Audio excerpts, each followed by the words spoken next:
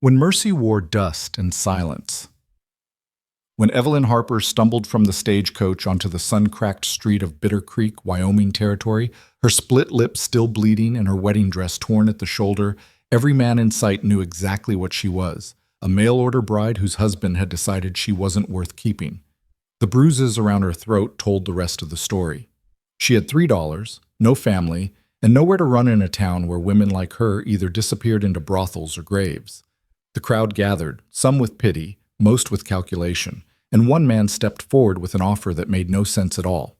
Work for dignity, shelter without a price, and protection from a stranger who asked for nothing in return. If you're watching from anywhere in the world, drop your city in the comments below.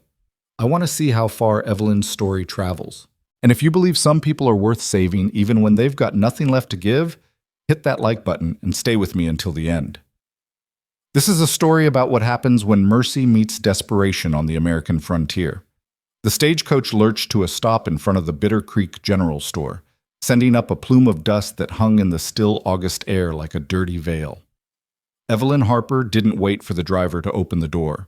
She pushed it open herself, her hands shaking so badly she nearly lost her grip on the handle and half fell onto the wooden boardwalk. The impact sent pain shooting through her ribs where Thomas had kicked her 2 nights ago. She caught herself against a post, breathing hard through her mouth because her nose was swollen shut on one side. The late afternoon sun felt like a brand against her bruised face. She'd left everything behind in that cabin 15 miles south. Her trunk, her few possings, the carefully embroidered handkerchiefs her mother had given her before dying of consumption 3 years ago. Everything except the dress she wore, now stained with blood and trail dust, and the $3 Thomas had thrown at her before shoving her out the door. "Payment for services rendered," he'd said, laughing, "though you weren't worth even that." Evelyn straightened slowly, one hand pressed against her corset where the whalebone dug into bruised flesh. She thought she was being practical when she answered Thomas Garrett's advertisement for a wife. A widower, he'd written, seeking a respectable woman to help manage his homestead. The letters had been courteous, almost gentle. She'd imagined a weathered but kind man, perhaps lonely, certainly decent. She'd imagined wrong. The street stretched before her, rutted and worn, lined with false-fronted buildings that seemed to lean toward each other in the heat. Men stood in doorways and on corners, their conversations dying as they caught sight of her. She felt their eyes like hands, cataloging the torn sleeve, the bruises darkening her cheekbone, the split lip she kept licking because it wouldn't stop bleeding. A woman in a blue calico dress stood outside the mercantile, her hand frozen halfway to her mouth. 2 cowboys loitering near the saloon straightened, their gazes sharp with interest. An older man in a suit, the banker perhaps, or a lawyer, frowned and turned away, as if the sight of her embarrassed him. Evelyn knew what they saw, what they thought. A mail-order bride discarded before the ink dried on the marriage certificate. Used goods. A woman so flawed her own husband couldn't stand her after 3 days. Her throat tightened. She wanted to scream at them that she'd tried, that she'd cooked and cleaned and done everything proper, that when Thomas came to her bed the first night, reeking of whiskey and rage, she'd submitted without complaint because that's what wives did, that she'd endured his fists and his words and his contempt because she'd had nowhere else to go.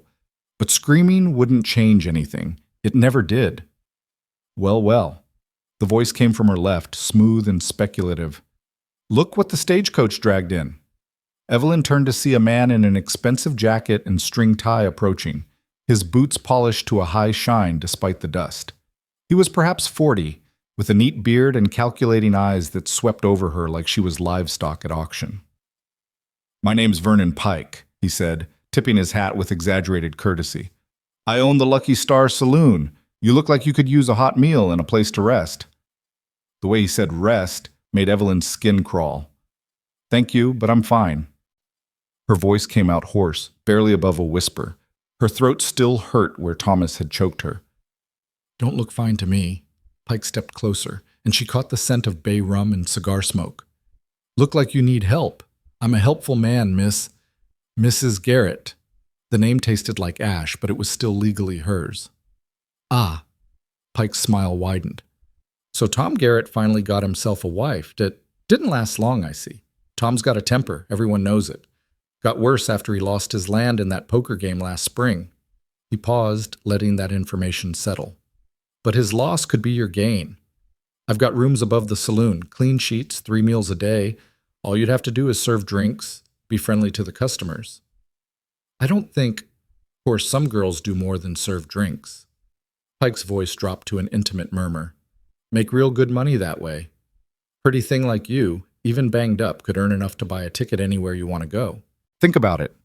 Evelyn's hands curled into fists, her nails digging into her palms. She wanted to spit in his face, to tell him she'd rather starve than set foot in his saloon. But the $3 in her pocket wouldn't buy more than a few nights' lodging and meals. She had no skills beyond basic housekeeping, no references, no friends or family within 500 miles. She's not interested. The new voice was quiet, almost flat, but it cut through Pike's sales pitch like a blade. Evelyn turned to see a man standing a few feet away, his thumbs hooked in his belt, his hat pulled low enough to shadow most of his face. He was tall, lean in the way of men who worked hard and ate light, dressed in worn denim and a faded blue shirt. Dust covered his boots and clung to his pants. He didn't look like much, certainly not like someone who could challenge Vernon Pike, who apparently owned the biggest saloon in town. But Pike stepped back, his smile faltering. Didn't see you there, Dawson. This is a private conversation. Didn't look private, looked like you were circling. The man called Dawson tilted his head slightly, and Evelyn caught a glimpse of gray eyes beneath the hat brim, steady and watchful. Thought I'd give the lady another option. Oh? Pike's voice hardened. And what option would that be? Honest work, fair wages, no strings. Pike laughed, a sound edged with contempt. You offering charity now, Caleb? Gonna take in every stray that wanders into town? Thought you'd learned your lesson about that. Something flickered in Dawson's expression, too fast for Evelyn to read. My offer stands, if she wants it. If not, that's her choice to make. He looked at Evelyn directly for the first time, and she felt the weight of that gaze.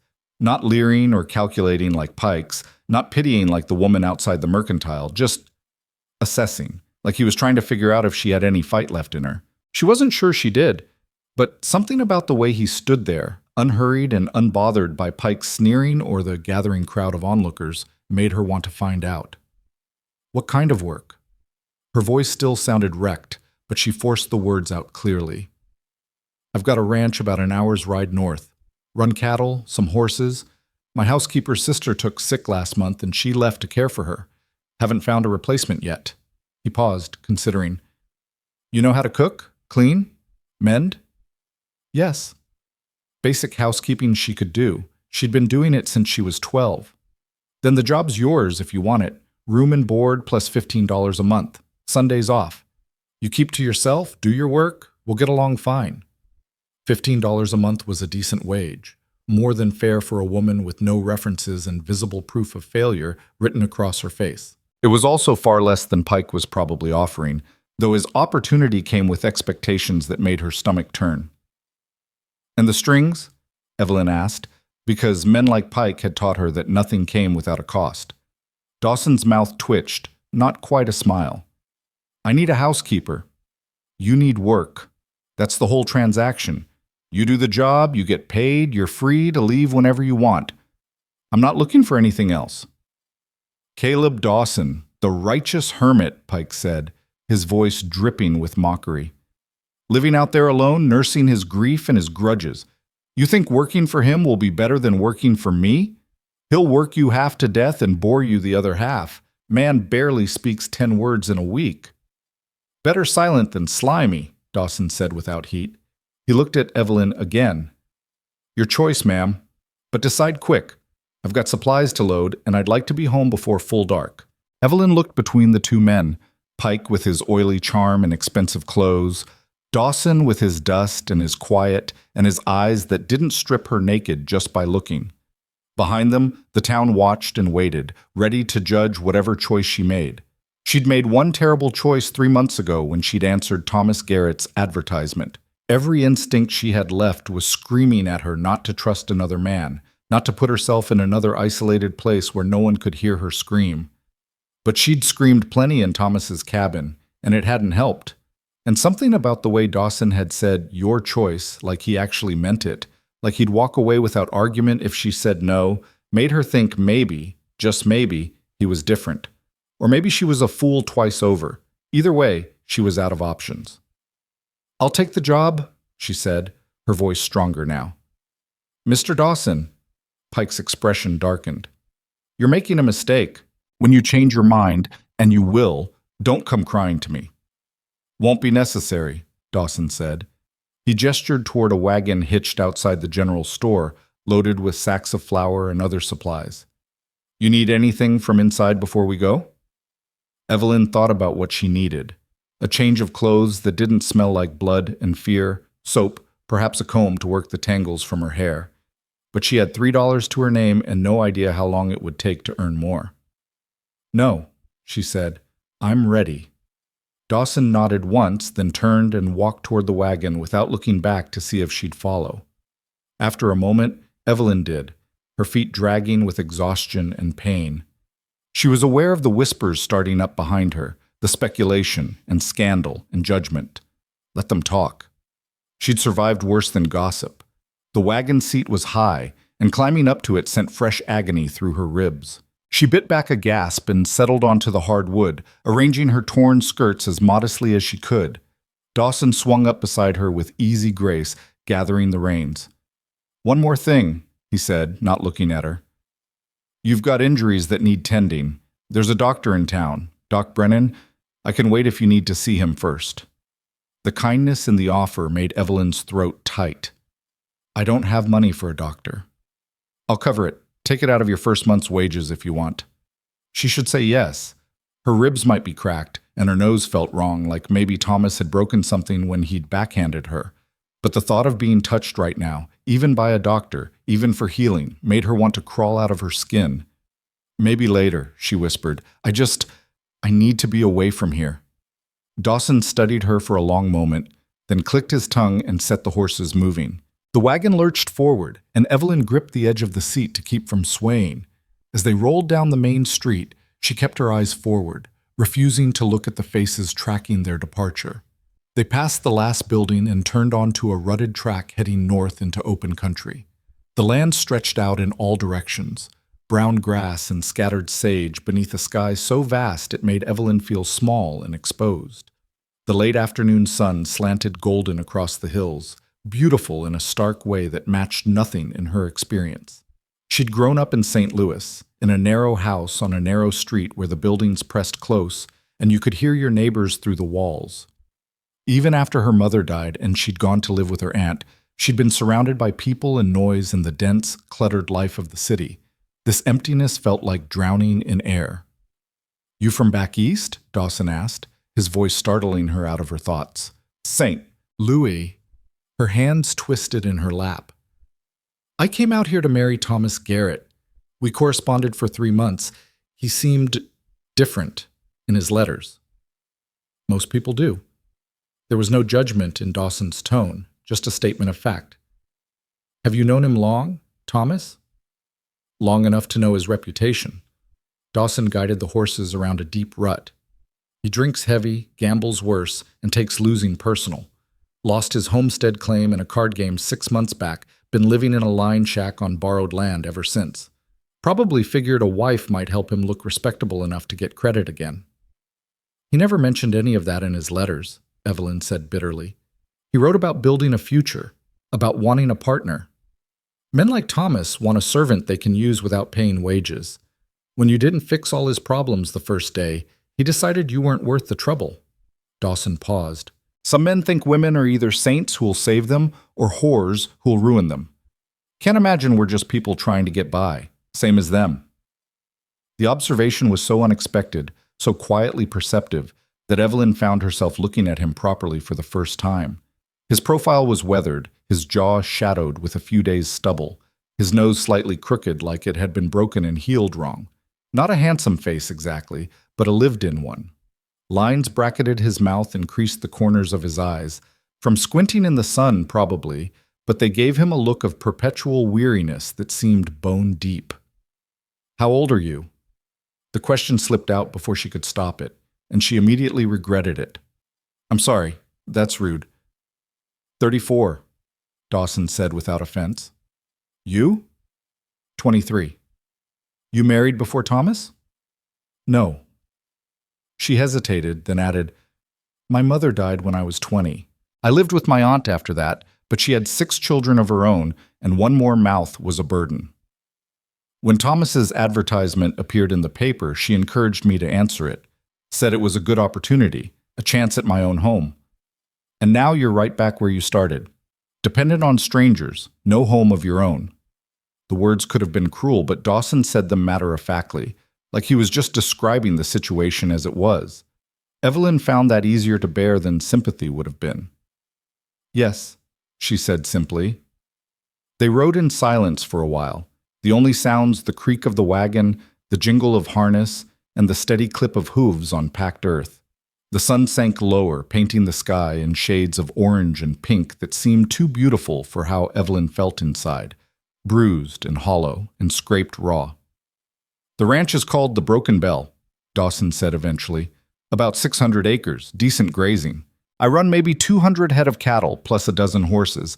It's just me working the place right now, which means I'm behind on everything.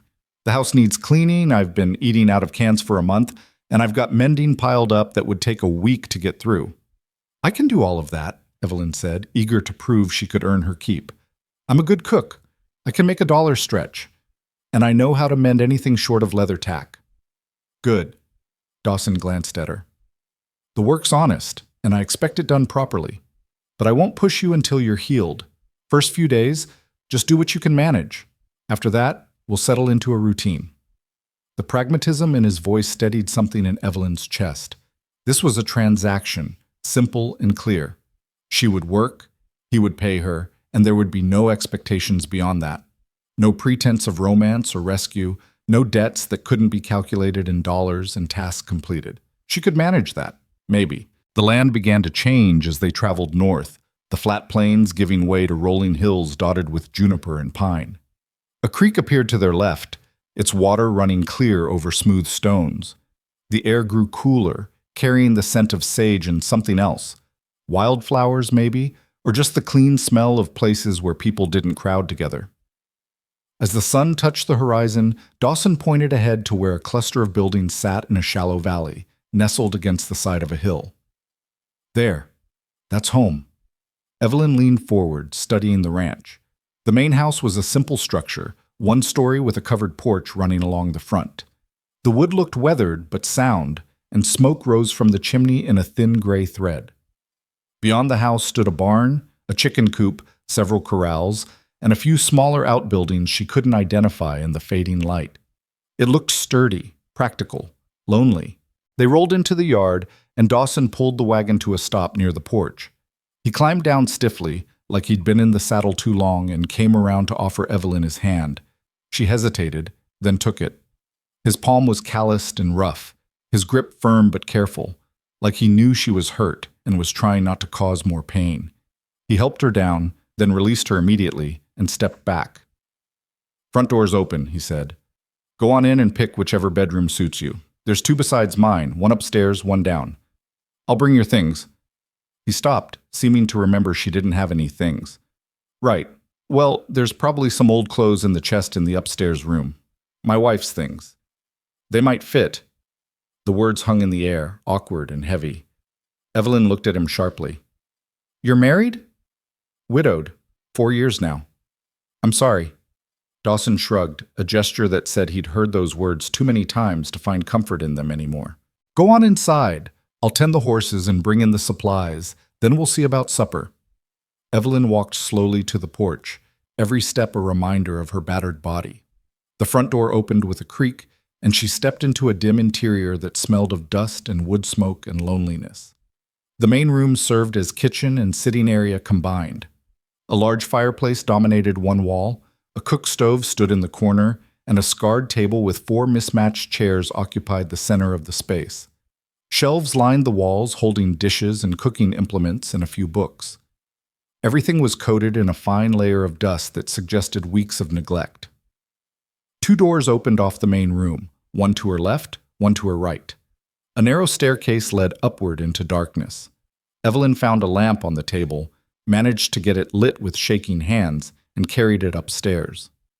The upper floor was a single large room under the eaves, with a slanted ceiling and a small window at each end. A bed frame stood against one wall, its mattress rolled up and tied.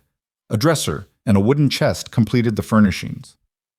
Evelyn set the lamp on the dresser and opened the chest. Inside, carefully folded, she found women's clothing, dresses in calico and wool, petticoats, stockings, a nightgown. Everything was years out of fashion but clean and well made. At the bottom of the chest lay a quilt in a wedding ring pattern, the stitching so fine it must have taken months to complete. She lifted out the nightgown, holding it against herself. The woman who'd worn this had been taller than Evelyn and broader through the shoulders, but the fabric was soft, worn to gentleness by many washings, and the thought of clean clothes against her skin was almost overwhelming. Footsteps sounded below, followed by the thud of heavy sacks being set down. Dawson's voice drifted up. "There's a pump out back if you want to wash up. Water's cold, but it's clean. I'll get a fire going and heat some for a proper bath if you'd rather wait." Evelyn made her way downstairs carefully, the nightgown clutched in her hands. Dawson was stacking supplies on the shelves, his movements efficient and practiced. He glanced at her, then at the nightgown, and something complicated crossed his face. "Those fit all right?" he asked. "I think so. Thank you for letting me use them." "No sense in them sitting empty." He turned back to the shelves. Sarah would have wanted them used. She wasn't precious about things, just about people. The name hung in the air between them. Sarah, who had made the quilt in the wedding ring pattern and worn these dresses and lived in this lonely house with a man who barely spoke. Evelyn wondered what had happened to her, how she'd died, whether she'd been happy here, but asking felt like prying, and Evelyn was too tired to navigate those waters tonight. "I'll wash up," she said instead, "and then, if you show me where everything is, I can start supper." Dawson looked at her like she'd grown a second head. "You just got here. You're half dead on your feet. I can manage supper. You hired me to cook and keep house. I'd like to start earning my keep." "You'll earn it soon enough." His voice was firm. "Tonight, you rest. Tomorrow, we'll figure out the routine." Evelyn wanted to argue, wanted to prove she was worth the $15 a month and the room and the borrowed clothes. But her body was screaming at her, every bruise and ache demanding attention, and the thought of just sitting down and not being afraid made her eyes burn with tears she refused to shed. "All right," she whispered. "Thank you." She found the pump out back, worked the handle until water gushed cold and clear into the basin beneath. She stripped off her ruined dress, standing in her chemise and petticoat, and washed herself as thoroughly as she could bear, hissing when the cold water hit her bruises. The blood came off her face, the dust from her hair. She scrubbed until her skin felt raw and new. When she returned inside wearing the borrowed nightgown, Dawson had coffee brewing and beans heating on the stove. He'd set out 2 plates, 2 cups, 2 spoons. The ordinariness of it, the domestic simplicity, made Evelyn's chest tighten. They ate in silence. The beans were bland but hot, the coffee strong and bitter. Evelyn forced herself to eat slowly even though she was starving, her stomach too unsettled for anything resembling appetite. When they finished, Dawson collected the dishes and set them in the basin. "I'll wash up," he said. "You should sleep. Mornings start early here." Evelyn stood, swaying slightly. "Mr. Dawson, why did you help me?" He was quiet for a long moment, his back to her as he pumped water over the dishes. "Because you needed help," he said finally, "and because I've been where you are. Not exactly, but close enough. Someone gave me a chance when I needed one. Figured I'd pay it forward." It wasn't a complete answer, but it was honest. Evelyn nodded, even though he couldn't see her. "Well, thank you. I won't make you regret it." "See that you don't." She climbed the stairs slowly, her body one massive ache. The bed upstairs had no sheets, but she spread the wedding ring quilt over the bare mattress and lay down on top of it, too exhausted to do more. Through the window, she could see stars beginning to appear in the darkening sky, more stars than she'd ever seen in her life, scattered like salt across black velvet. The night sounds filtered in, crickets, the distant lowing of cattle, wind in the pines. And beneath it all, the sound of Caleb Dawson moving quietly through his house, washing dishes and banking the fire and living his solitary life that she'd now become part of. Evelyn closed her eyes and tried to imagine what tomorrow would bring. Work, probably. Silence. The slow process of healing, if healing was even possible. But for the first time in 3 days, maybe in 3 months, maybe in the 3 years since her mother died, she felt something other than fear. She felt like maybe, just maybe, she might survive this after all. Evelyn woke to the sound of a rooster crowing and pale gray light filtering through the window. For a disorienting moment, she didn't know where she was. The ceiling was wrong, slanted and unfamiliar, and the air smelled of pine and dust instead of Thomas's sour sweat and whiskey breath. Then memory crashed back. The stagecoach, the town, Vernon Pike's oily smile, Caleb Dawson's quiet offer. She sat up slowly, cataloging her injuries in the morning light. Her ribs screamed with every breath. Her face felt swollen and hot, the bruises probably darker now than they'd been yesterday. Her throat ached where Thomas had choked her, and when she touched it gently, she could feel the shape of his fingers still pressed into her skin. But she was alive. And she was here, wherever here was, instead of in Pike's saloon or back in Thomas's cabin or dead in a ditch somewhere. That was something. She rose carefully and dressed in one of Sarah Dawson's calico dresses, a faded blue that hung loose on her smaller frame but was blessedly clean. There was a mirror above the dresser, small and speckled with age, and Evelyn made herself look at her reflection. The woman staring back was almost unrecognizable. Her left eye was swollen half shut, ringed with purple and green bruising. Her lip was split and crusted with dried blood. Her cheekbone bore an ugly mark the shape of Thomas's knuckles. Her nose, mercifully, didn't look broken despite how it felt. She looked like exactly what she was, a woman who'd been beaten and discarded. Evelyn turned away from the mirror and made her way downstairs, her hand gripping the railing for support. The main room was empty, but the cook stove was warm and coffee sat brewing in the pot.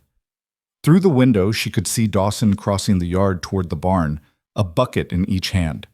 She poured herself coffee and stood at the window, sipping the bitter liquid and watching him work. He moved with an economy of motion that spoke of years of practice, no wasted effort, everything purposeful. He disappeared into the barn, emerged a few minutes later empty-handed, then headed toward the chicken coop. Evelyn set down her cup and surveyed the kitchen. True to what Dawson had said, the place was a mess. Not dirty exactly, but neglected. Dust coated every surface. Dishes were stacked haphazardly on the shelves. The floor needed sweeping. The windows were so grimy they barely let light through. She could fix this. This she knew how to do. She found a broom in the corner and started sweeping, moving carefully to avoid jarring her ribs.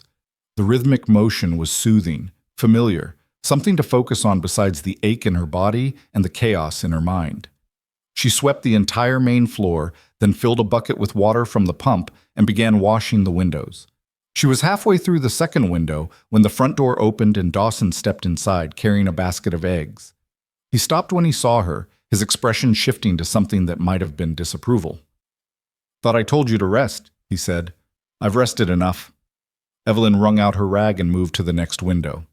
"You hired me to keep house. I'm keeping it. You can barely stand upright." "I can stand well enough to clean a window." Dawson set the egg basket on the table with more force than necessary. "You're injured. You should be in bed, not scrubbing my floors." "I've worked through worse than a few bruises." The words came out sharper than she'd intended, edged with the defensiveness of someone who'd learned that showing weakness only invited more pain. Dawson was quiet for a long moment. When he spoke again, his voice was gentler. "I'm sure you have, but you don't have to prove anything to me. The job's yours whether you work today or not." Evelyn lowered the rag, her throat tight. "I need to be useful. If I'm not useful, then—" She stopped, not sure how to finish that sentence. Then what? Then she was just another burden, another mouth to feed, another woman taking up space she hadn't earned. "Then what?" Dawson asked quietly. "Then there's no reason for you to keep me here." The admission felt like exposing a wound. "I know how this works. I've been someone's obligation my whole life. My mother's, my aunt's, Thomas's. The moment I stopped being useful, they didn't want me anymore. So I need to work. I need to earn my place." Dawson studied her with those steady gray eyes, and Evelyn had the uncomfortable feeling he could see straight through to all the scared, broken parts of her she was trying to hide. "You earn your place by showing up," he said finally. "By trying, not by working yourself into the ground when you can barely walk. I told you yesterday, the job's yours. I'm not going to throw you out because you took a day to heal.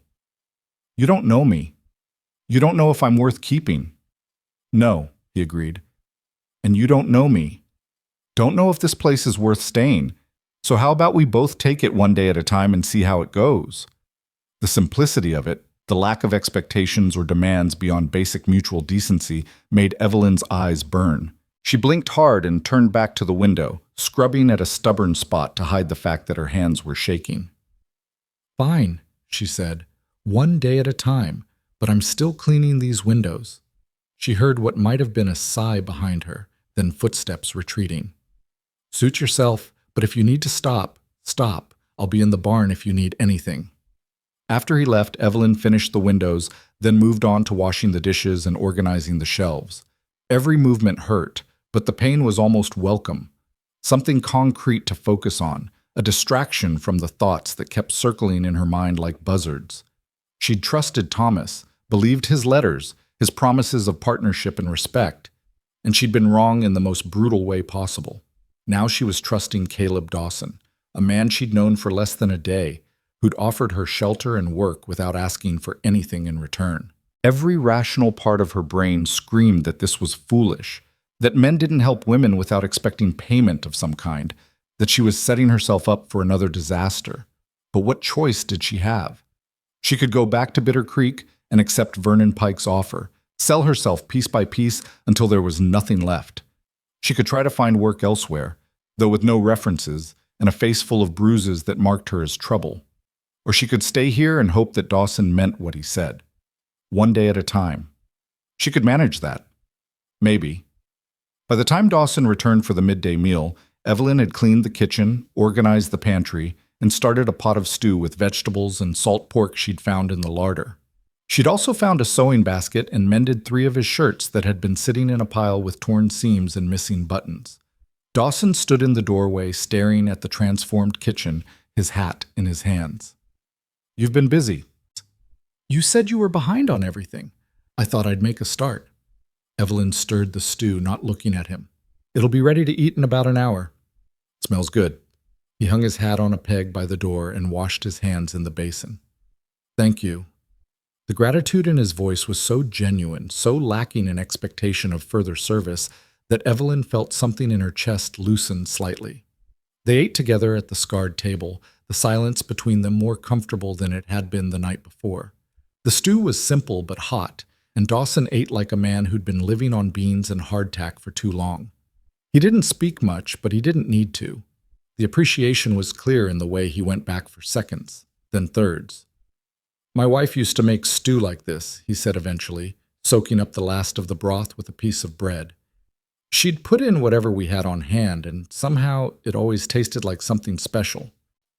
It was the first time he'd mentioned Sarah without being prompted, and Evelyn sensed an opening. "How long were you married?"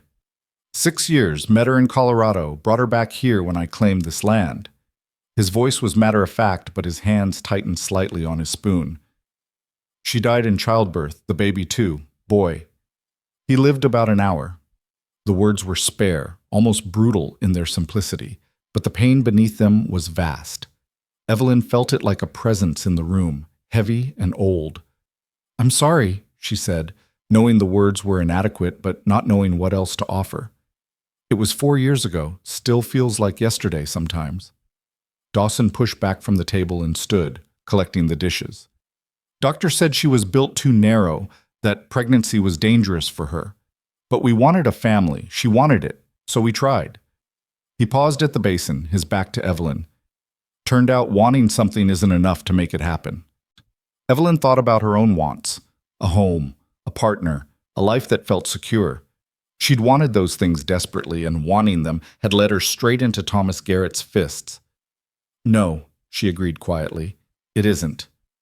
Dawson washed the dishes in silence, and Evelyn rose to help him dry despite the protest of her ribs. They worked side by side, not speaking, and the quiet felt almost peaceful. That afternoon, while Dawson worked on mending a fence in the south pasture, Evelyn continued her campaign against the house's neglect. She swept the upstairs room that would be hers, beat the dust from the mattress, made the bed properly with sheets she found in a trunk. She scrubbed the floors, washed the curtains, and tackled the accumulation of grime that came from a man living alone with no one to answer to but himself. By the time the sun began its descent toward the western hills, she was exhausted and hurting. But the house looked better than it had in months, maybe years. Dawson came in just as she was setting out supper, cornbread and the last of the stew, plus coffee strong enough to strip paint. He stopped in the doorway again, looking around with an expression that might have been wonder. "Place looks different," he said. "It looks clean," Evelyn corrected. "There's a difference between different and clean." "Haven't seen it this clean since Sarah died." He washed up and sat at the table, accepting the plate she handed him. "You didn't have to do all this in one day." "I needed to stay busy." Evelyn sat across from him, moving stiffly. Her ribs were screaming now, punishment for pushing too hard, but she'd accomplished something. That mattered.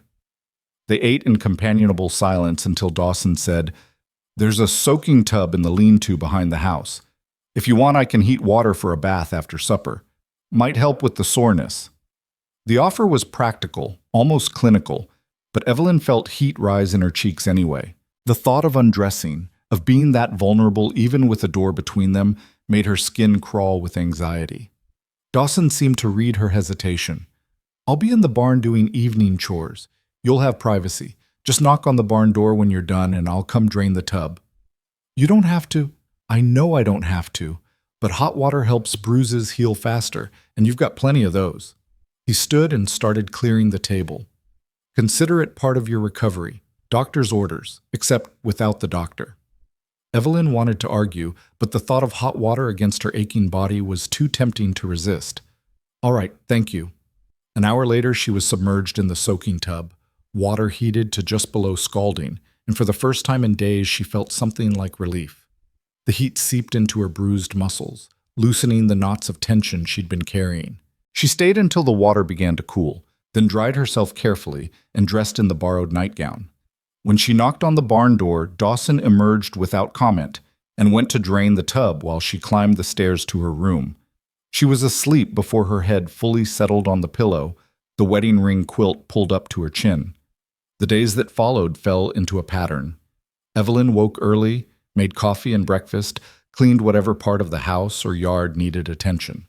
Dawson worked the ranch, mending fences, tending cattle, breaking horses, fixing the 1,000 small things that went wrong on 600 acres of land. They ate meals together, speaking little but sharing the space with growing ease. On the fourth day, Evelyn ventured outside to tackle the vegetable garden that had gone to seed behind the house. She was on her knees pulling weeds when she heard hoofbeats and looked up to see a rider approaching the house. The visitor was a woman, perhaps 50. Dressed in a practical split skirt and man's shirt, her gray-streaked hair pulled back in a severe bun.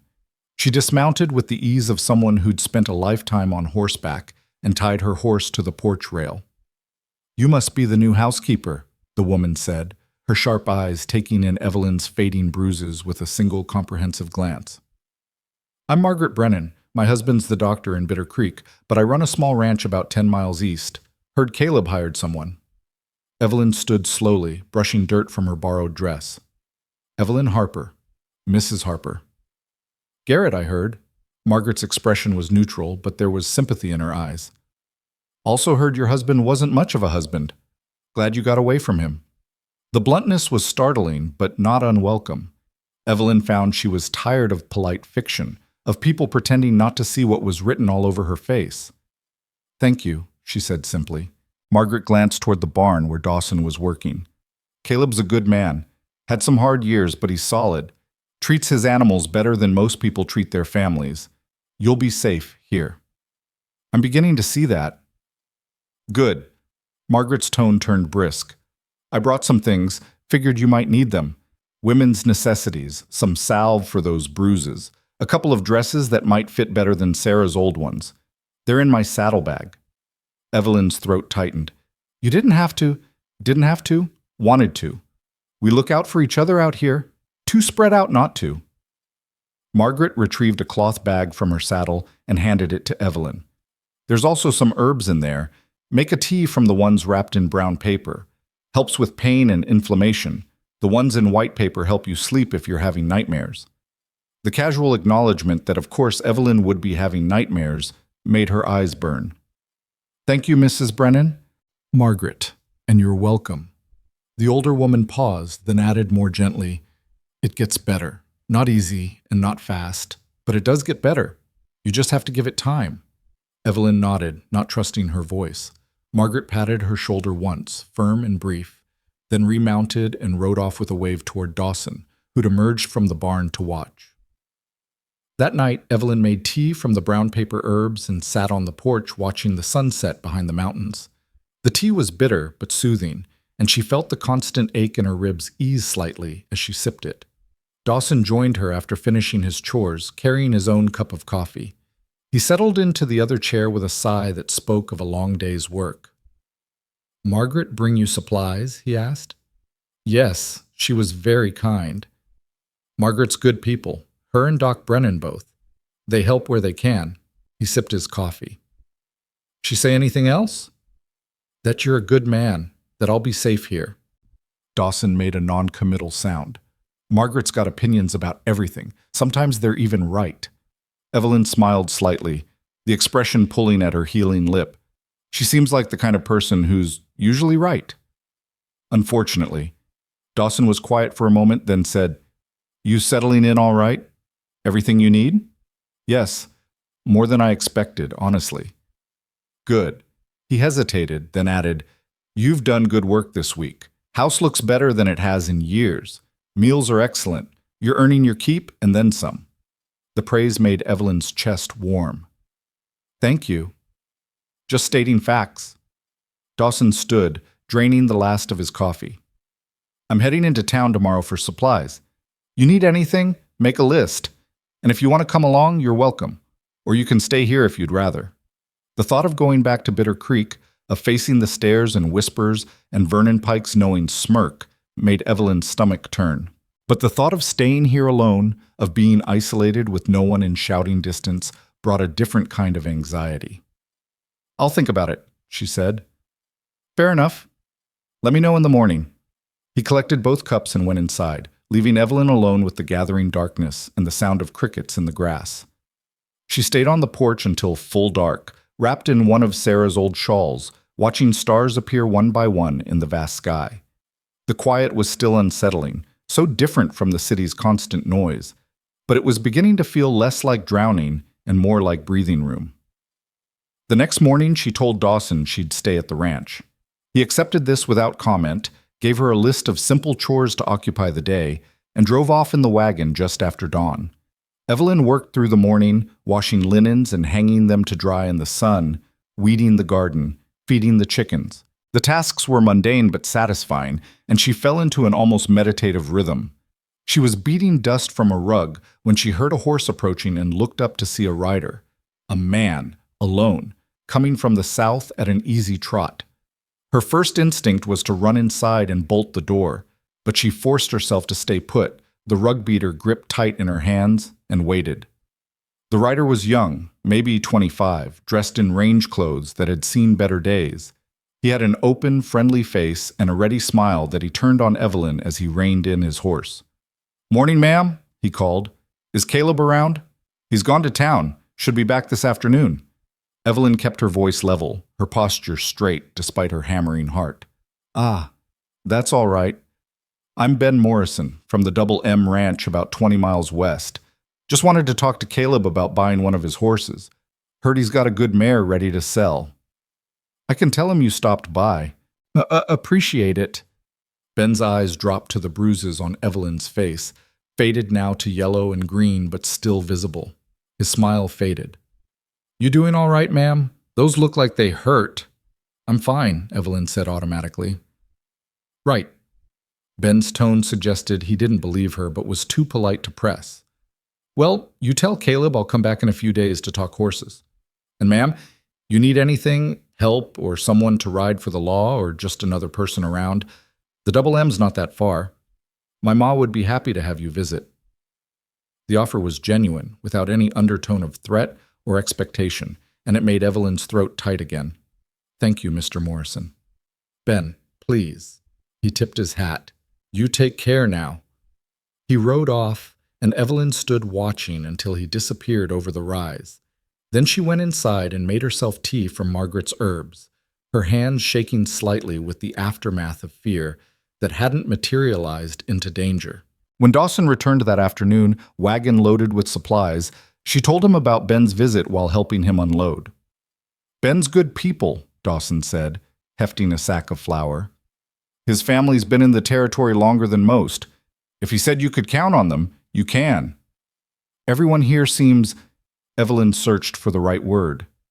"Decent. Some are, some aren't." Dawson set down the flour and reached for another sack. "But the good ones tend to look out for each other. It's how we survive out here." "Is that why you helped me? Because it's how people survive?" Dawson paused, a sack of grain balanced on his shoulder. "I helped you because you needed help, and I could give it. Same reason Margaret brought you supplies. Same reason Ben offered his family's support. Out here, we're all one bad winter or one piece of bad luck away from disaster. Makes you think different about charity." He carried the grain inside, and Evelyn followed with a smaller box of dry goods. "It's different from the city," she said. "Back there, everyone's so close together, but no one really helps. Here, people are miles apart, but they show up anyway." "Distance makes you value the neighbors you've got," Dawson said. "Can't afford to burn bridges when the next bridge is 20 miles away." Over the next week, Evelyn's bruises faded from purple to yellow to a barely there shadow. Her ribs stopped screaming with every breath and settled into a dull ache that was manageable. She grew stronger, more confident in her movements, less afraid of every sound and shadow. The house continued to transform under her care. She made curtains from fabric Dawson had brought from town, planted new vegetables in the garden, organized the barn and the tack room with ruthless efficiency. She learned the rhythms of the ranch, when to expect Dawson for meals, which chores needed doing daily versus weekly, how to read the weather and the shape of the clouds over the mountains. She also learned about Dawson himself, in small increments. He wasn't much for talking, but he was consistent, reliable, and surprisingly gentle with everything he touched. Animals, tools, even the way he set dishes on the table. He never raised his voice, never moved suddenly, never crowded her space. It was like he understood that she was still half wild with fear, and he was giving her room to settle. 2 weeks after her arrival, Evelyn was in the garden harvesting early peas when she heard the rattle of a wagon and looked up to see an unfamiliar rig approaching. The driver was a heavy-set man in a dusty suit, alone, and something about the set of his shoulders made Evelyn's instincts scream danger. She straightened slowly, the basket of peas forgotten, and watched as the wagon pulled to a stop in the yard. The man climbed down with a grunt and looked around until his gaze landed on her. "Well, well," he said, his voice carrying a sneer that made Evelyn's skin crawl. "If it isn't the runaway bride. Heard you'd ended up out here playing house with the hermit." Evelyn recognized him now, one of the men who'd been outside the saloon the day she arrived in Bitter Creek, watching her with calculating eyes. "Can I help you?" she asked, keeping her voice steady. "Name's Jack Yates. I'm a friend of your husband's.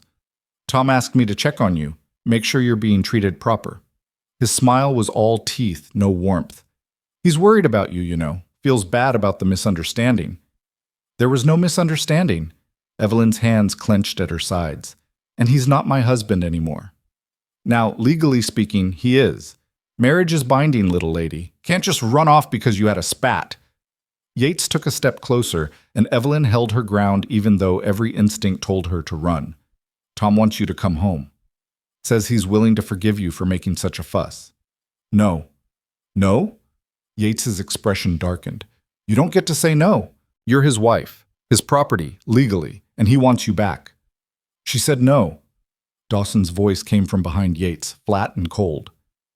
Evelyn looked past Yates to see Dawson standing near the barn, a rifle held loose in his hands, not pointed at anyone but very much present. Yates turned, his smile returning but strained now. "Dawson, didn't see you there. This is a private matter between a man and his wife. His former wife, who doesn't want to see him." That makes it not a matter at all. Dawson's eyes were ice gray and steady. You can ride back to town and tell Tom Garrett that Mrs. Harper is employed here legally, staying of her own free will, and he's got no claim on her. The law says different. The law says a man can't beat his wife half to death and then demand she come back for more. Sheriff Halstead would be real interested to hear about those bruises she showed up with. Dawson's voice didn't rise, but there was steel in it now. You want to test that, Jack? Want to ride into town and see whose story the sheriff believes?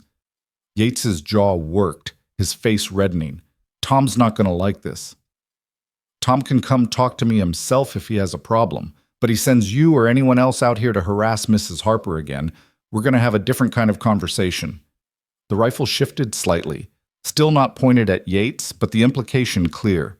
For a long moment, Yates just stood there, weighing his options. Then he spat in the dust and climbed back onto his wagon. You're making a mistake, Dawson, both of you. Wouldn't be my first.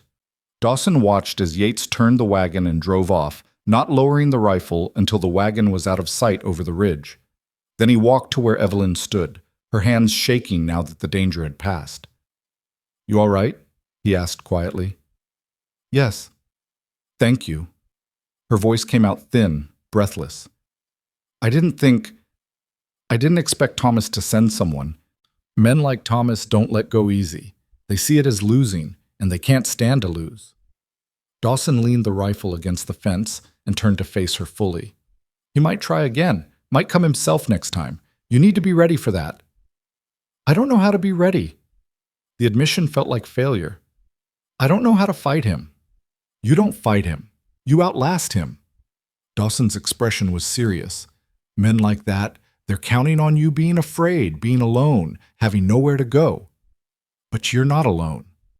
You've got me and Margaret and Ben Morrison's family and anyone else in this territory who's got a shred of decency. Thomas can bluster all he wants, but he can't make you go back. He said I'm his property, legally. Legally, marriage gives a man certain rights, but it doesn't give him the right to abuse, and it doesn't mean you've got no recourse. Dawson paused. If it comes to it, we can talk to Sheriff Halstead. He's a fair man. Or we can see about getting the marriage annulled, though that'd mean a trip to the county seat and some legal fees. The thought of legal battles and official proceedings made Evelyn tired, but the alternative, going back to Thomas, submitting to more beatings, more degradation, was impossible. I'll think about it, she said. You do that. Meanwhile, you stay alert. Don't go far from the house alone, and if anyone shows up when I'm gone, you get inside and bar the door. There's a shotgun in the corner by the fireplace. You know how to use one? No. Then I'll teach you. He picked up the rifle again. Tomorrow, after chores. Can't have you defenseless out here. That night, Evelyn lay awake in her room, staring at the ceiling and thinking about Jack Yates's words. His property, legally. The phrase circled in her mind like a vulture, a reminder that the law didn't care much about bruises or fear or a woman's right to refuse. But Dawson had stood up for her, had put himself between her and danger without hesitation, without asking for anything in return, had offered to help her fight, to teach her to defend herself. Nobody had ever done that before. Not her aunt, who'd been eager to marry her off and reduce the burden. Not her mother, who'd loved her but been too sick to protect her. Not anyone.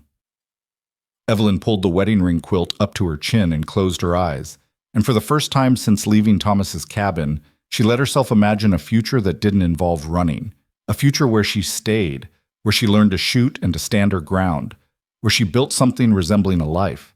It seemed impossible. But then again, 2 weeks ago, surviving another day had seemed impossible, and here she was, still breathing, still trying. Maybe that was enough. Morning came cold and clear, frost glittering on the grass like scattered diamonds. Evelyn woke before dawn and dressed quickly, her breath misting in the chilly air. Downstairs, she found Dawson already at the stove, coffee brewing and bacon sizzling in the pan. "Sleep all right?" he asked, without turning around. "Well enough." The lie came easily. She'd barely slept at all, every creak of the house making her jolt awake, half convinced Thomas or Jack Yates was breaking down the door. Dawson glanced at her, and something in his expression said He knew she was lying but wasn't going to call her on it. We'll do that shooting lesson after breakfast. Weather's good for it. They ate quickly, then Dawson led her out past the barn to a clearing where he'd set up a row of tin cans on a fallen log. He handed her the shotgun, showing her how to hold it, how to brace it against her shoulder, how to sight down the barrel. "It's going to kick," he warned. "Don't fight it. Just let your body absorb the recoil. And don't close your eyes when you pull the trigger." Evelyn hefted the shotgun, surprised by its weight. The metal was cold against her hands, the stock smooth from years of use. "What am I aiming for?" "See that can on the left? Start there." Dawson stepped behind her, adjusting her stance with impersonal touches, a hand on her elbow, fingers correcting her grip. "Breathe in, let half of it out, then squeeze the trigger slow and steady." She did as he said, her heart hammering. The shotgun roared, the recoil slamming into her shoulder hard enough to make her stumble back. The can didn't even wobble. "Good," Dawson said. "You didn't flinch. Try again." For the next hour she practiced, the morning air filling with gunpowder smoke and the sharp crack of shots. Her shoulder began to ache, then throb, then go numb. She missed more than she hit, but gradually she started connecting, cans jumping and spinning off the log, small victories that made her chest warm with something like pride. "That's enough for today," Dawson finally said. "You're getting tired, and tired makes sloppy. We'll practice again tomorrow." Evelyn lowered the shotgun, her arms trembling with fatigue. "How long before I'm actually good at this?" "Depends on how often you practice. A few weeks? Maybe a month?" He took the shotgun from her and began cleaning it with practiced efficiency. "But you don't need to be a sharpshooter. You just need to be able to defend yourself if it comes to it." "You really think Thomas will come back?" "I think men like Thomas don't take kindly to being told no. Whether he comes himself or sends someone else, we need to be ready." Dawson's voice was matter-of-fact, like he was discussing the weather. "But that's why you're learning, so you're not helpless." The word helpless stuck in Evelyn's mind as they walked back to the house. She'd been helpless in Thomas's cabin, helpless on the streets of Bitter Creek, helpless her whole life in the face of circumstances she couldn't control. But standing there with the shotgun in her hands, feeling the weight of it, and knowing she could use it if she had to, she'd felt something different. Not powerful, exactly, but not powerless either. That afternoon, while Dawson rode out to check the cattle in the north pasture, Evelyn worked in the garden and thought about what defense really meant. It meant more than just shooting straight. It meant having money saved, having skills that were valuable, having people who'd stand with you when trouble came. She had the skills now, or was learning them. She had Dawson, at least for the moment, and Margaret Brennan and the Morrisons. But money was still a problem. She'd been here 3 weeks and earned $45. Not nothing, but not enough to get far if she had to run again. The thought of running made her stomach turn. She was tired of running, tired of being afraid, tired of letting men like Thomas dictate the shape of her life.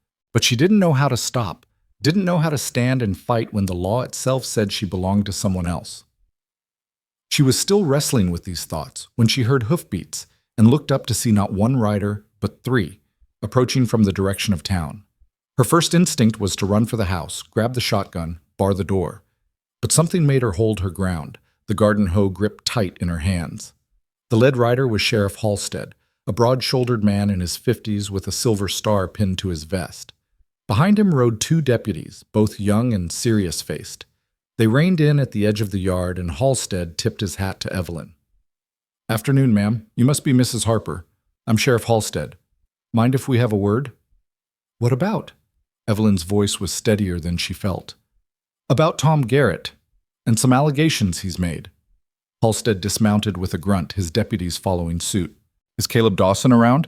"He's out checking cattle. Should be back soon." "We'll wait then."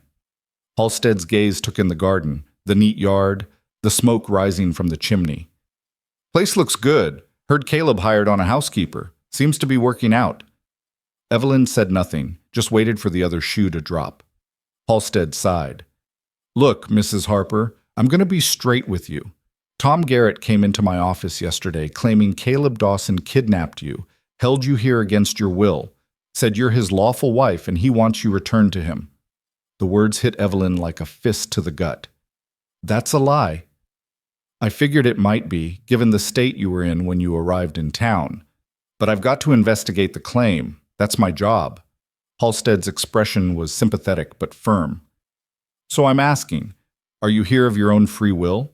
Is Dawson treating you proper? Yes, to both.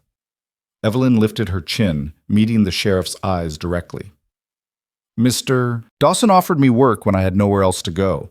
He's been nothing but respectful. I'm staying because I choose to, not because anyone's forcing me. And what about your husband? Tom says you ran off without cause, that you've been filling folks' heads with lies about him. The only lies are the ones he's telling. Evelyn's hands tightened on the hoe. He beat me, Sheriff. You can ask anyone who saw me that first day. I had bruises around my throat where he choked me, a split lip, cracked ribs. That's not a misunderstanding or a lover's spat. That's assault. One of the deputies shifted uncomfortably. Halstead's jaw tightened. I saw the bruises myself when you arrived, heard the talk.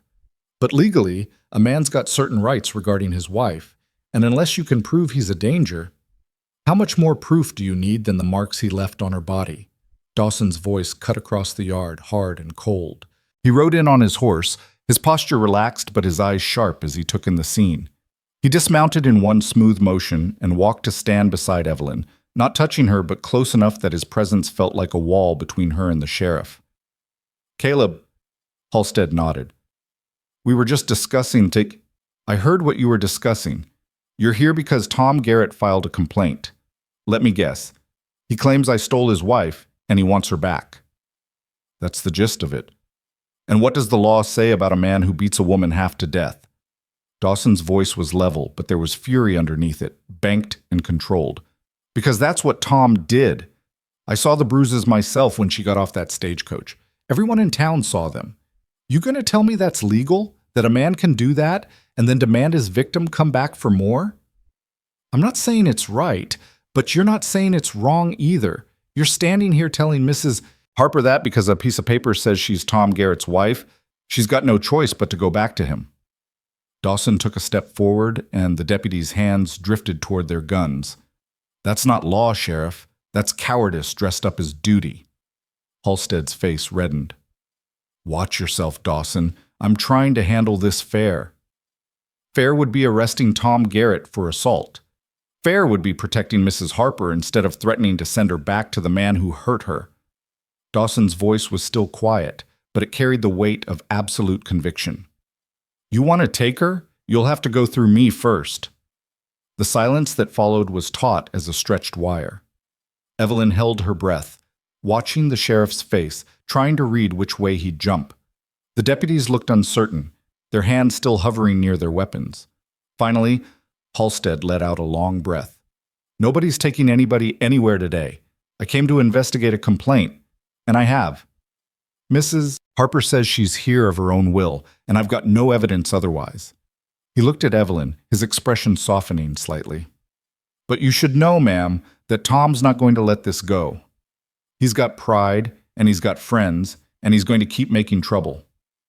Let him try, Dawson said flatly. I'm serious, Caleb. Tom's been talking to some of the boys at the saloon, getting them riled up, saying you stole what's his, that you need to be taught a lesson. Halstead shook his head. I can keep the peace in town, but out here you're on your own. You'd best watch your back. I always do. Halstead remounted, his deputies following suit. One more thing. There was a situation 4 years back. A man died on your property under questionable circumstances. You were cleared, but there's still talk. Tom's trying to dredge that up, use it to paint you as dangerous. You might want to get ahead of that. Something flickered in Dawson's expression, too fast for Evelyn to read. Ancient history. Not to the people who remember it. Halstead gathered his reins. Just be careful, both of you. Things could get ugly real fast. They rode off, and Evelyn watched until they disappeared over the rise. Then her knees went weak, and she sat down hard on the ground, the hoe falling from her numb fingers.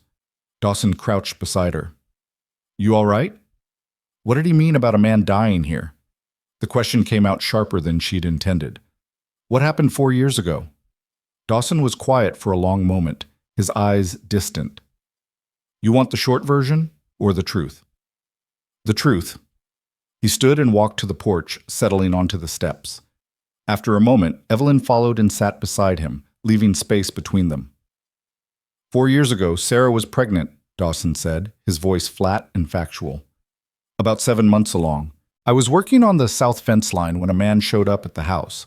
Drifter named Colt Brennan. No relation to the doc. He was drunk, looking for food and money.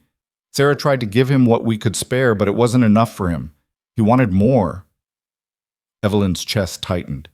She could see where this was going. I came back for the midday meal and found him trying to force his way into the house. Sarah was on the porch, bleeding from a cut on her head where he'd hit her. She was crying, begging him not to hurt the baby. Dawson's hands clenched into fists. I didn't think. I just acted. Got him away from her, and we fought. He had a knife, I had a shovel from the fence work. When it was over, he was dead, and I was standing over him covered in his blood. Self-defense, Evelyn whispered. That's what the sheriff ruled. But Brennan had family in the territory, and they weren't satisfied with that answer. They wanted me hanged, or at least run out. Sheriff Halstead stood firm, said the evidence was clear, but the talk never really stopped. Some folks still think I murdered him in cold blood. Did Sarah... She went into labor that night. Shock maybe, or the injury to her head. The baby came too early, and neither of them survived it. Dawson's voice cracked slightly on the last words. So I didn't just lose them. I lost them because I killed a man, even if it was to protect them. And there's days I wonder if I'd handled it different, talked instead of fought. Maybe they'd still be here. Evelyn felt tears burning in her eyes. You can't know that. You did what anyone would do. You protected your wife. Doesn't change the outcome. Dawson looked at her, and his eyes were full of old pain. I'm telling you this because you need to know what you're getting into by staying here. Tom's going to use this against me, against you. He's going to say I'm violent, unstable, dangerous.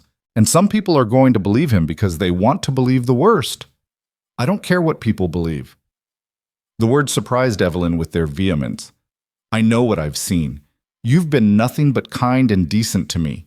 You've given me safety when I had none, dignity when I'd been stripped of it. Whatever happened 4 years ago doesn't change that. Dawson studied her face, searching for something. You sure about that? Because once you're tied to me in people's minds, it's going to make your life harder. Might be better for you to move on, find work somewhere else where there's no history following you. I'm already tied to a man who beat me, Evelyn said quietly. At least with you, it's by choice. And it's for something good instead of something that destroys me. They sat in silence as the sun tracked across the sky and shadows lengthened across the yard. Finally, Dawson stood and offered Evelyn his hand, pulling her to her feet. Then we'd better prepare for what's coming, he said, because Tom's not going to stop, and neither are the people who want to see me fail. Over the next 2 weeks, the tension ratcheted higher. Riders passed the ranch at odd hours, sometimes stopping to watch the house from a distance before moving on. Supplies Dawson ordered in town were suddenly unavailable or delayed. Margaret Brennan stopped by twice, bringing food and warnings that Tom was drinking heavy and talking violent. He's gathering support, Margaret said, her face grim. Talking about his rights as a husband, about Caleb being a killer who's corrupted you. Vernon Pike's backing him, probably sees an opportunity to cause trouble. You need to be ready. Evelyn and Dawson fell into a routine of watchfulness. She practiced shooting daily until she could hit the cans more often than not. Dawson kept the rifle close, always aware of their surroundings. They locked the doors at night and slept light, alert to any sound that didn't belong. Despite the constant vigilance, life continued. Evelyn finished cleaning out the root cellar and organized it for winter storage. She made preserves from the early berries, mended all of Dawson's clothes, even started sewing herself a new dress from fabric he'd brought from town. The work was grounding, a reminder that life was more than fear and waiting for violence. She also learned more about Dawson in the quiet moments between chores. He'd grown up in Missouri, come west after the war looking for land and peace. He'd met Sarah at a church social in Colorado and courted her for 6 months before proposing. They'd been happy, he said, in the simple way of people who wanted the same things: a home, a family, a life built on honest work. She made this place feel alive, he said one evening as they sat on the porch watching fireflies dance in the gathering dusk. Used to sing while she cooked, terrible voice, but she didn't care. She'd garden in her bare feet and track dirt through the house, and I'd pretend to be annoyed, but I loved it. Loved that she was so completely herself, no pretense or performance. You must miss her terribly, Evelyn said.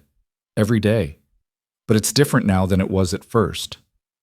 Then it was this raw, bleeding wound that wouldn't heal. Now it's more like an ache that's part of me, something I've learned to carry. He glanced at Evelyn. You'll feel that way too someday, about all of this. The fear will fade into something you can live with. Evelyn hoped he was right.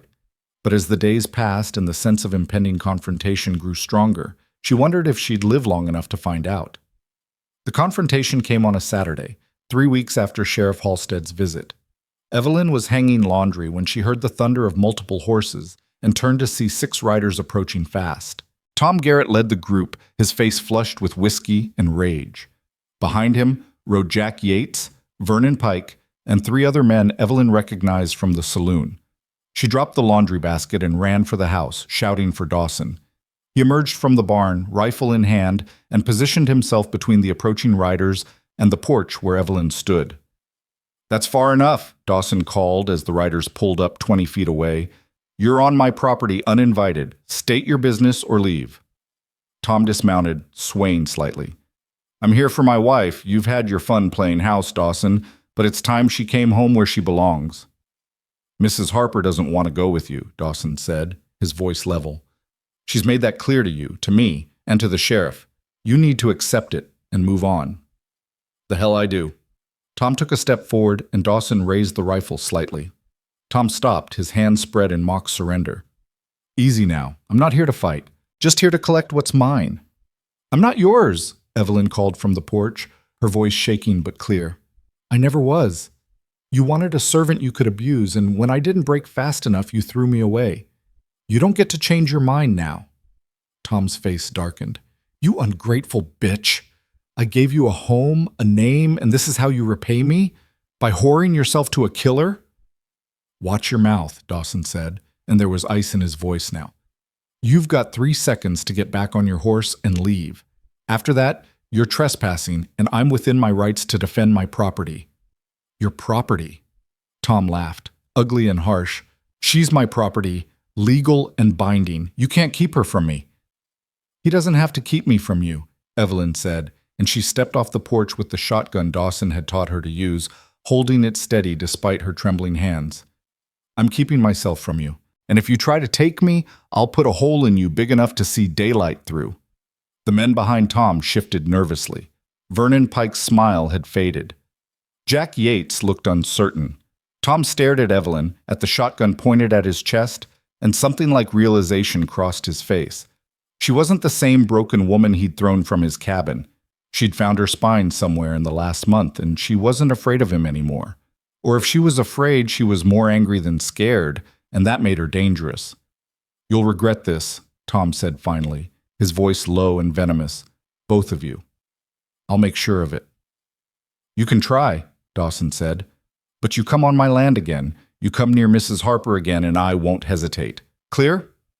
For a long moment, Tom just stood there, rage and humiliation warring on his face. Then he spat in the dirt, remounted his horse, and wheeled it around. This isn't over, he called back as the group rode off. Not by a damn sight. They watched until the riders disappeared.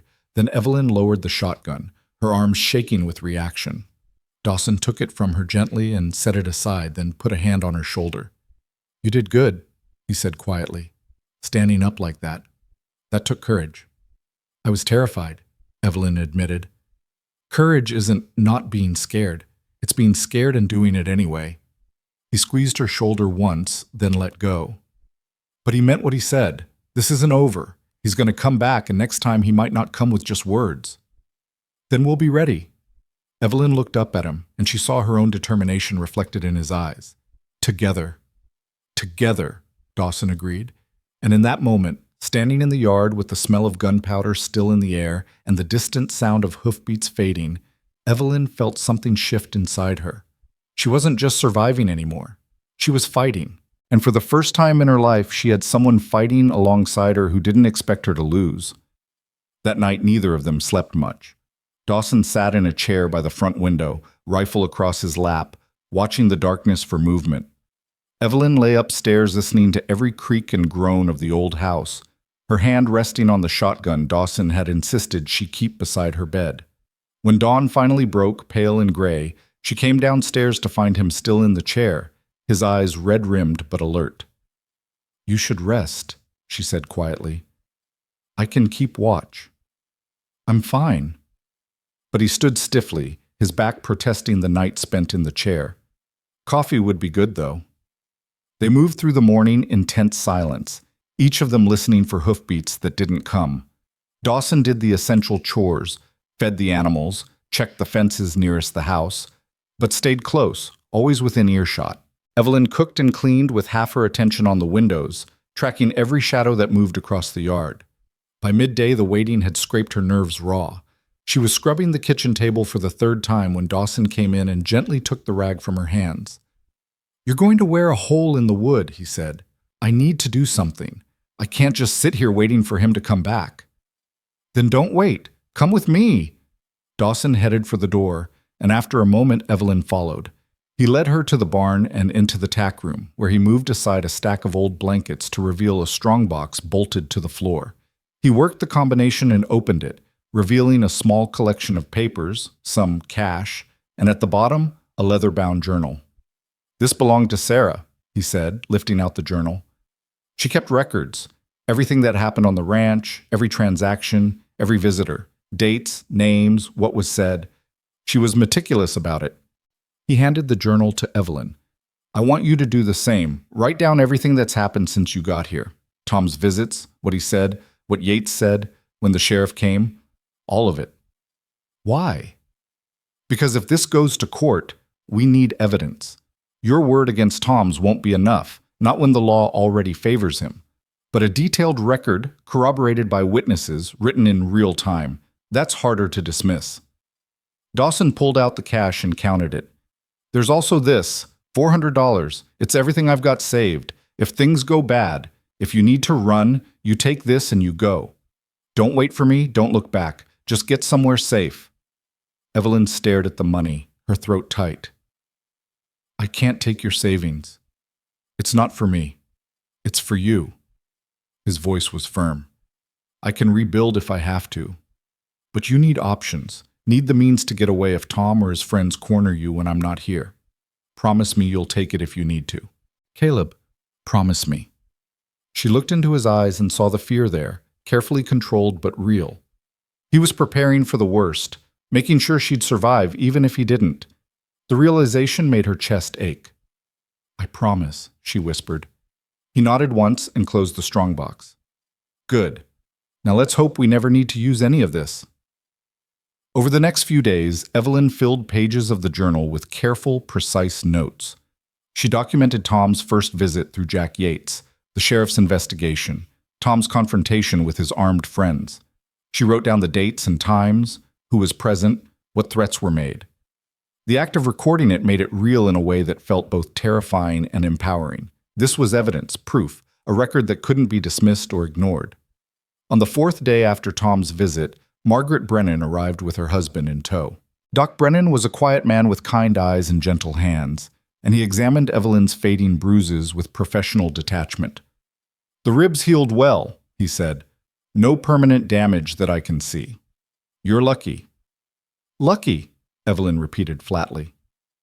"Poor choice of words," Doc Brennan amended. "You're resilient. That's different." He looked at Dawson. "I heard about Tom's visit. Margaret told me. I want you to know that if this goes to an inquest or a hearing, I'll testify about the injuries I saw when Mrs. Harper first arrived.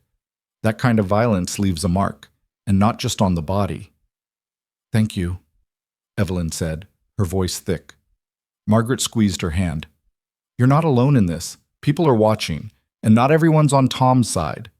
The respectable folks in town, the ones who matter, they see what he is, they see what you're trying to do here." "What am I trying to do?" Evelyn asked. "Survive?" "Build a life," Margaret said firmly. "On your own terms. That scares men like Tom because it means they don't have power over you anymore. But it also inspires people like us who believe women deserve better than being property. After the Brennans left, Evelyn stood on the porch and watched the sun sink toward the mountains. The words, "build a life," echoed in her mind. Was that what she was doing? She'd been so focused on survival, on getting through each day without falling apart, that she hadn't let herself think beyond that. But she had built something here, hadn't she? The house was clean and warm. The garden was thriving. The meals she cooked were good and satisfying. She'd learned to shoot, learned to stand her ground, learned that she was stronger than she'd believed. And she'd found in Caleb Dawson something she'd never expected. A partner who saw her as an equal, who valued her work and her judgment, who stood beside her instead of over her. It wasn't the life she'd imagined when she'd answered Thomas Garrett's advertisement. It was better. Harder, yes, and uncertain, but better because it was hers. She was still standing there when Dawson came to join her, 2 cups of coffee in his hands. He gave her one and leaned against the porch railing, his eyes on the darkening horizon. "Penny for your thoughts," he said. "I was thinking about what Margaret said, about building a life." Evelyn sipped the coffee, savoring its bitter warmth. "I never thought of it that way before. Always felt like I was just reacting, just trying to keep my head above water. But maybe she's right. Maybe this is more than surviving." "It is," Dawson said quietly. "You've made this place feel like a home again. Not the same as it was with Sarah, but good in its own way. I didn't realize how much I'd let it all slip until you showed me what it could be." The compliment made Evelyn's cheeks warm. "I'm just doing my job. It's more than a job and you know it." He turned to look at her, his expression serious. "I want you to know that whatever happens with Tom, whatever the law decides, you've got a place here as long as you want it, not as an employee, as a partner. Equal stake in the ranch, equal say in decisions. I'd put it in writing if you want." Evelyn's breath caught. "Caleb, I can't. That's too much." "It's not. You've earned it." His voice was firm. "And more than that, I trust you. Trust your judgment, your work, your word. That's worth more than money to me. So if you want it, it's yours." She stood there, the coffee cup trembling in her hands, and felt tears sliding down her cheeks. Nobody had ever offered her something like this: partnership, trust, a stake in something real. Her whole life she'd been dependent, dispensable, always aware that she could be cast aside the moment she became inconvenient. But Dawson was offering her permanence, security, a future. "I want it," she whispered. "I want to stay." "Then it's settled." "But—" He reached out and took her free hand, squeezing it gently. "We'll get through this together. Tom, the law, whatever comes. Together." The touch sent warmth spreading through Evelyn's chest, a feeling she couldn't quite name. Not romantic, or at least not entirely, but something deeper. Recognition. The sense of being seen completely and accepted anyway. It was terrifying and wonderful all at once. She squeezed back, then let go before the moment could become awkward. They stood in comfortable silence as the stars began to appear, and for the first time since leaving St. Louis, Evelyn felt like she was exactly where she was supposed to be. The fragile peace lasted 3 more days. Then Sheriff Halstead returned, this time with a different kind of news. "There's been a development," he said, standing in the yard while Dawson and Evelyn watched from the porch. "Tom Garrett filed a formal petition with the territorial court. He's demanding either you return to him as his legal wife, or he wants financial compensation for breach of marital contract. He's also pushing for an investigation into Caleb, claiming you're being held here through intimidation and that Caleb's past violence makes him unfit to shelter a vulnerable woman." "That's insane," Evelyn said. "I've told you I'm here willingly." "I know, but the court has to hear the case." Halstead looked genuinely regretful. "There'll be a hearing in 2 weeks at the county seat. You'll both need to testify. Tom will have his say, you'll have yours, and a judge will decide." "What are the possible outcomes?" Dawson asked, his voice carefully neutral. "Best case, the judge rules in your favor and Tom has to leave you alone. Worst case, he orders Mrs. Harper to return to her husband or pay damages she doesn't have." Halstead paused. "There's also the question of the old investigation into Colt Brennan's death. Tom's lawyer is trying to use that to paint you as dangerous. I don't think it'll stick. The case was closed years ago, but it could influence the judge's opinion.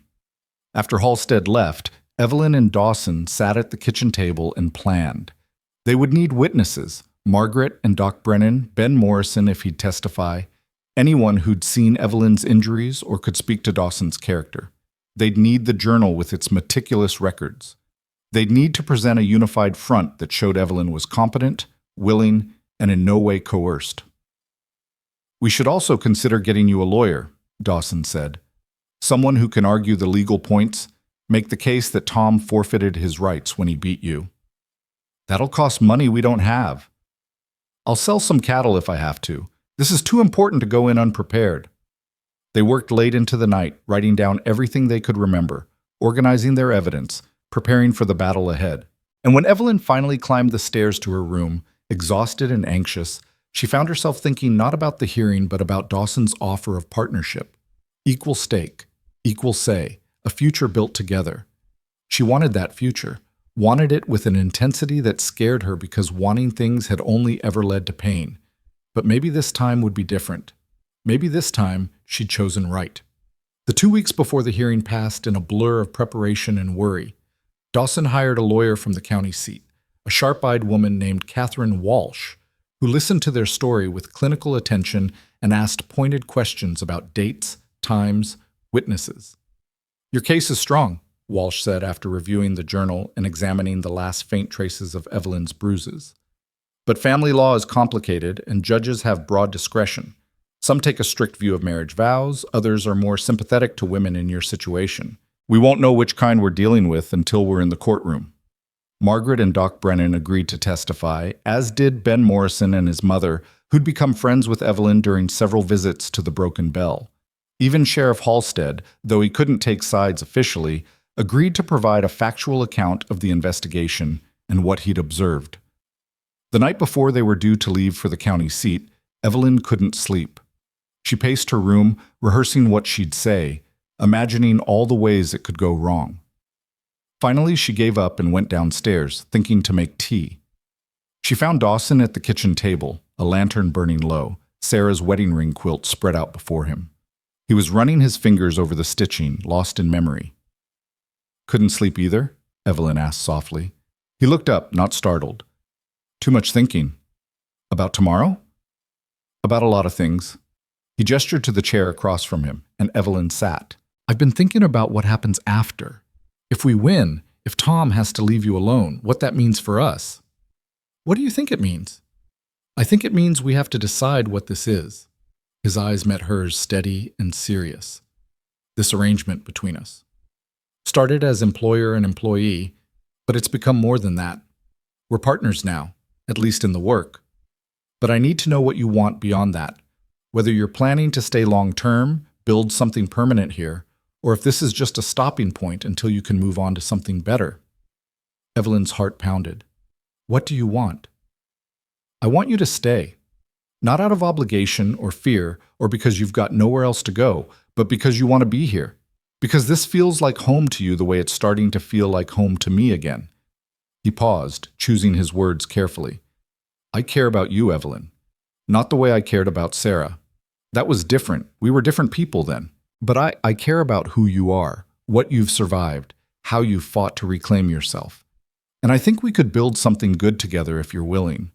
The confession hung in the air between them, vulnerable and honest. Evelyn felt tears pressing behind her eyes, but they were good tears, the kind that came from being offered something precious. "I want to stay," she said. "I want to build that life Margaret talked about, with you, as partners." She hesitated, then added, "And maybe, eventually, as something more. If that's what you want too." "I do." Dawson reached across the table and took her hand. "But no rush. We've both been hurt, both lost people we loved. We can take our time figuring out what this becomes." "One day at a time," Evelyn said, echoing his earlier words. "One day at a time," he agreed.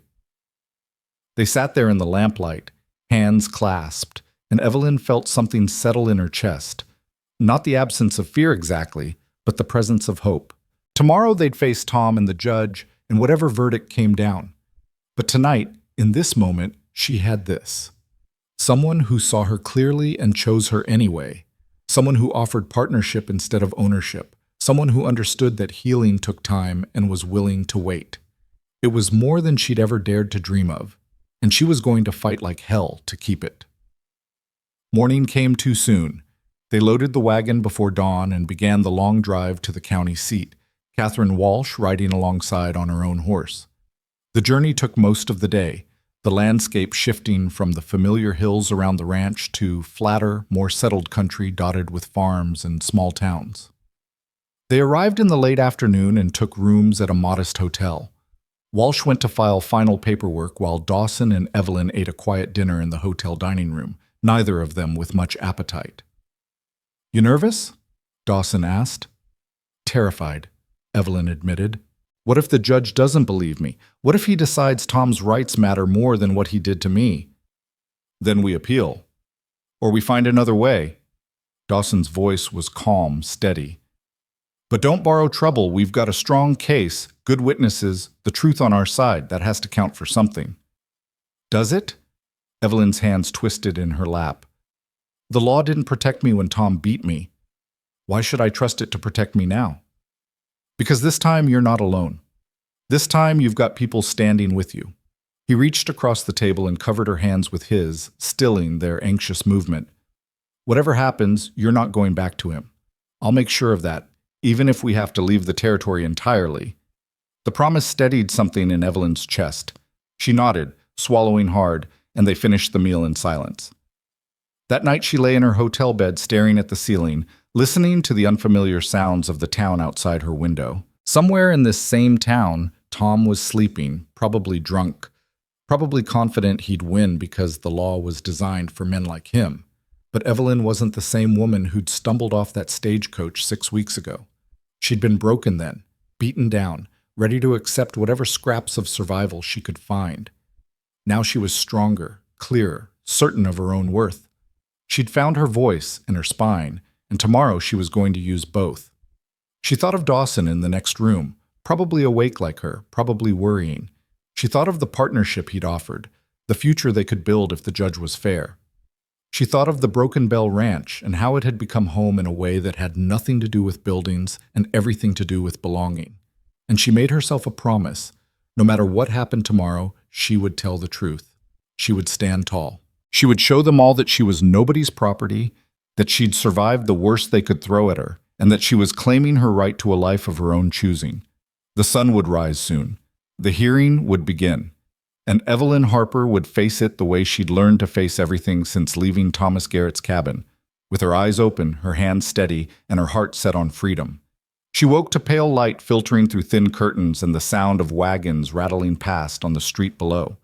For a moment, Evelyn lay still, gathering her courage like armor, piece by piece. Then she rose and dressed in the best of the clothes Margaret had given her, a deep green dress with a high collar and long sleeves that covered the last faint shadows of bruises. She braided her hair severely and pinned it in a coronet, the style making her look older, more serious. When she came downstairs, Dawson was waiting in the lobby, dressed in his only suit, looking uncomfortable but determined. Catherine Walsh stood beside him, reviewing papers, her expression focused and sharp. "Ready?" Walsh asked, looking up. "As I'll ever be," Evelyn said. The courthouse was a 2-story brick building at the center of town, imposing and official. They climbed the steps together, Evelyn's hand gripping the railing for support.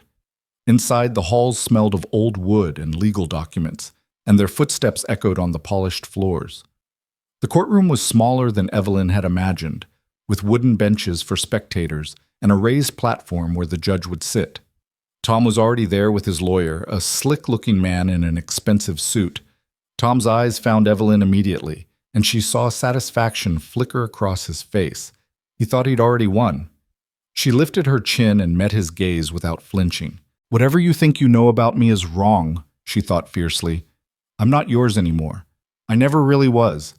They took their seats at the table opposite Tom's, and Walsh laid out her papers with methodical precision. Margaret and Doc Brennan sat in the spectator section, along with Ben Morrison and his mother. Their presence was a comfort, a reminder that she wasn't fighting alone. The bailiff called the court to order, and Judge Raymond Harrison entered, a stern-faced man in his 60s with iron-gray hair and shrewd eyes that seemed to miss nothing. He settled behind the bench and surveyed the room before speaking.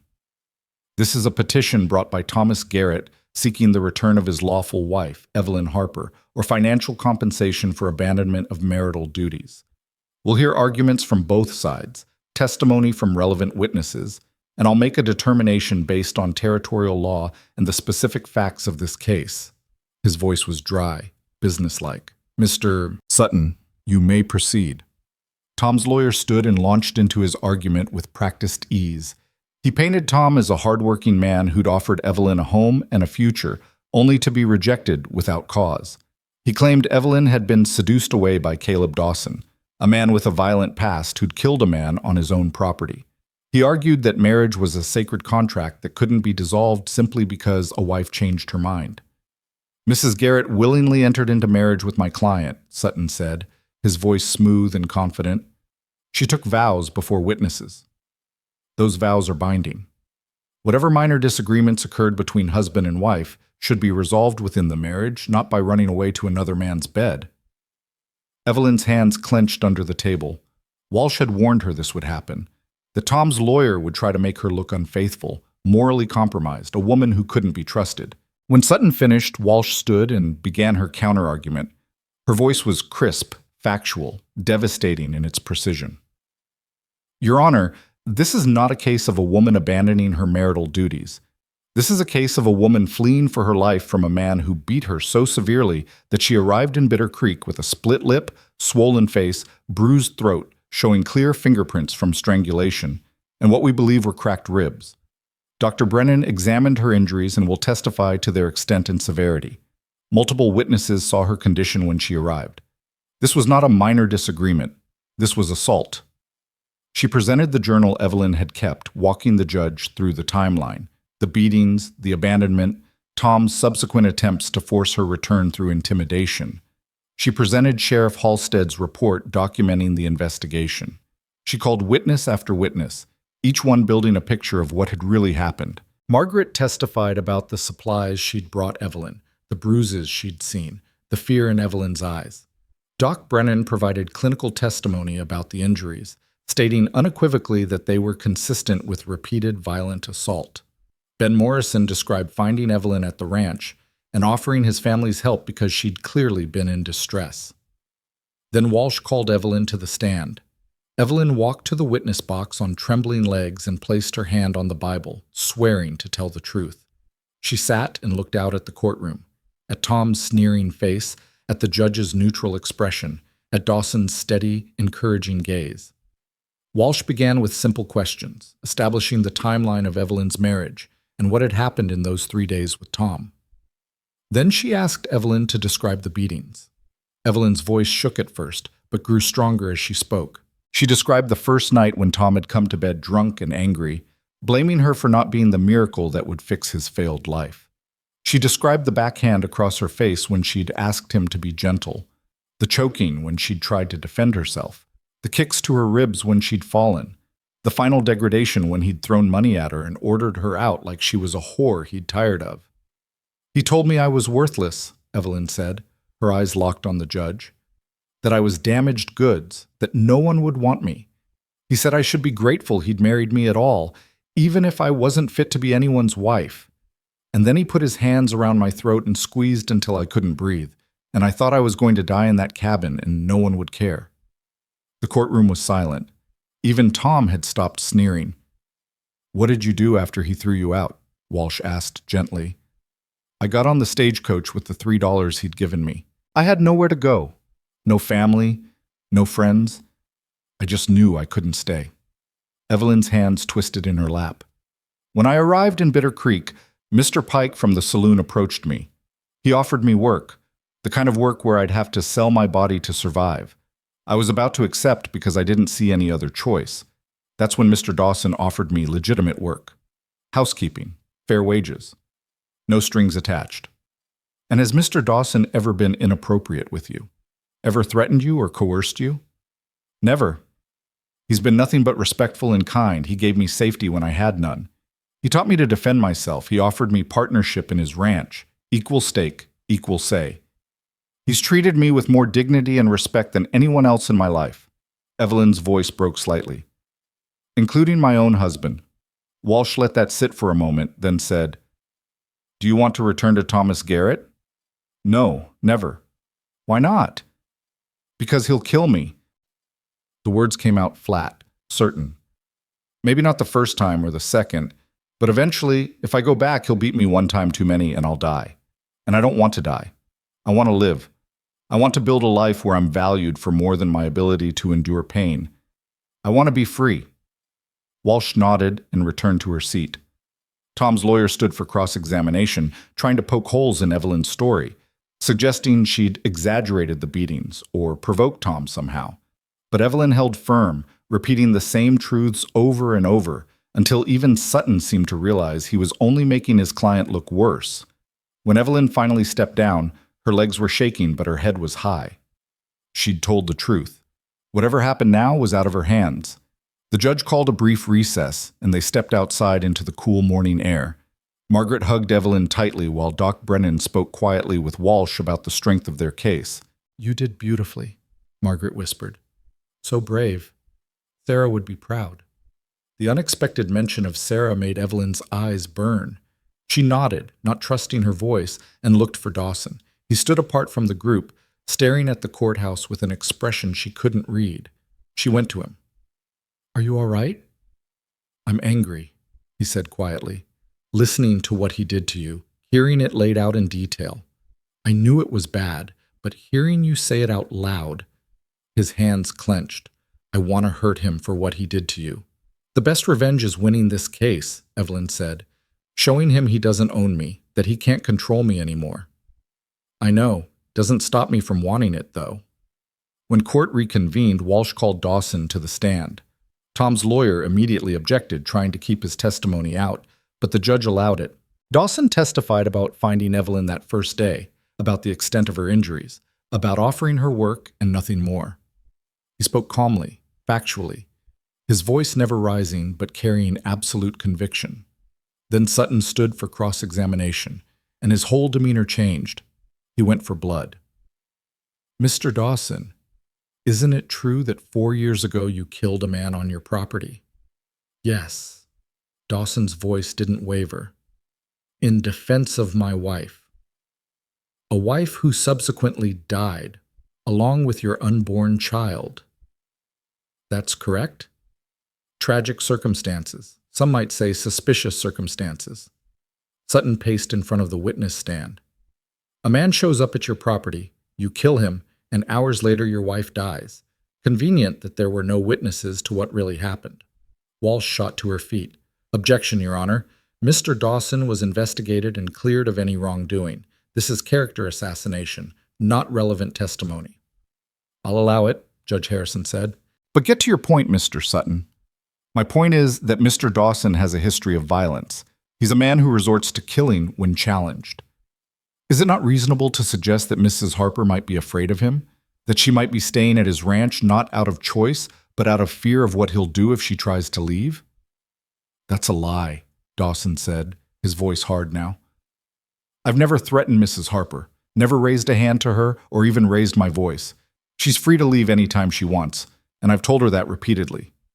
"So you say. But we only have your word for that, and the word of a woman who may be too terrified to tell the truth." Evelyn couldn't stay silent. She stood up, ignoring Walsh's sharp look. "That's not true. I'm not afraid of Mr. Dawson. The only man I'm afraid of is Thomas Garrett, and he's the one trying to force me back into captivity." Judge Harrison banged his gavel. "Mrs. Harper, please sit down. You'll have your chance to speak." But the outburst had done its job. The judge was looking at Tom now with new scrutiny, and Tom was shifting uncomfortably in his seat, his confidence visibly shaken. Sutton tried to recover, asking more questions about the ranch, about the sleeping arrangements, trying to imply impropriety. But Dawson answered each question with patient honesty, never defensive, never evasive. He described separate bedrooms, proper conduct, a working relationship that had evolved into friendship and partnership, but never crossed inappropriate lines. "Mrs. Harper is a good woman who deserves a good life," Dawson said finally. "That's all I've tried to give her. If that's a crime, then I'm guilty. But she's not property to be returned to a man who beat her. She's a person with rights and dignity, and she deserves the freedom to choose her own path. When Dawson stepped down, Evelyn saw respect in the judge's eyes. Tom's lawyer called Tom to the stand as his final witness, and it was a disaster. Tom tried to play the victim, claiming he'd been reasonable, that Evelyn had misunderstood his discipline, that any husband had the right to correct his wife's behavior. But under Walsh's cross-examination, he grew defensive, then angry, and finally revealed exactly what kind of man he was. "She was supposed to be grateful," Tom snarled when Walsh pressed him about the beatings. "I gave her my name, my home. She owed me obedience. When she didn't give it, I had every right to remind her of her place." "By choking her?" Walsh asked mildly. "By doing what was necessary to maintain order in my household." "And when you threw her out with $3 and told her she was worthless, was that also necessary?" Tom's face reddened. "She wasn't fulfilling her duties. I had no use for a wife who couldn't even manage basic tasks without complaint." "So you admit you beat her and then abandoned her?" "I admit I disciplined a disobedient wife, then released her from obligations she clearly couldn't handle." Tom's voice dripped with contempt. "What happens to her after that isn't my concern. Yet you're here today demanding she return to you. Why is that, Mr. Garrett?" Tom opened his mouth, then closed it, realizing he'd been trapped. If he said he wanted her back, it contradicted his claim she was worthless. If he admitted he just wanted to save face, he looked petty and vindictive. "She's my wife," he finally said. "That means something." "Does it? Because from where I'm standing, it seems like what it means to you is ownership, not partnership, not love, not even basic respect, just ownership of something you feel entitled to control." Walsh turned to the judge. "Your Honor, I think we've heard enough. Mr. Garrett has admitted to beating Mrs. Harper, to abandoning her, and to viewing her as property rather than as a person. The law may give husbands certain rights, but it doesn't give them the right to brutalize their wives and then demand those wives return for more abuse. We're asking the court to dissolve this marriage on grounds of cruelty and abandonment, and to issue a protective order preventing Mr. Garrett from contacting Mrs. Harper in the future." Judge Harrison sat back in his chair, his fingers steepled, his expression thoughtful. "I'll take this matter under advisement and issue a ruling by end of business today. Court is adjourned." The waiting was excruciating. They returned to the hotel, none of them able to eat, all of them running through the testimony in their minds and trying to predict which way the judge would rule. Walsh was cautiously optimistic, but warned that judges could be unpredictable, especially in matters of family law where tradition often trumped justice. At 4 o'clock, a messenger arrived with a summons to return to the courthouse. They made the walk in tense silence, Evelyn's heart pounding so hard she thought it might burst from her chest. The courtroom was nearly empty now, just the principals and a few curious onlookers. Judge Harrison entered and took his seat, a document in his hand. "I've reviewed the testimony and evidence presented in this case," he began, his voice formal and measured. "This is a difficult situation involving competing legal principles, the sanctity of marriage versus the right of individuals to be free from violence and coercion. Having considered all factors, I've reached the following conclusions." Evelyn gripped Dawson's hand under the table, her breath caught in her throat. "First, regarding the allegation that Mrs. Harper is being held against her will by Mr. Dawson, I find no credible evidence to support this claim. Mrs. Harper testified clearly and convincingly that she remains at the Broken Bell Ranch of her own free choice. Mr. Dawson's past, while tragic, has no bearing on his current conduct, which appears by all accounts to be above reproach." Tom's lawyer leaned forward, clearly about to object, but the judge raised a hand. "Second, regarding Mr. Garrett's petition for the return of his wife, I find that Mr. Garrett, by his own admission, subjected Mrs. Harper to physical violence, including choking and beating. He then abandoned her with minimal resources and no support. These actions constitute cruelty and abandonment sufficient to void the marital contract.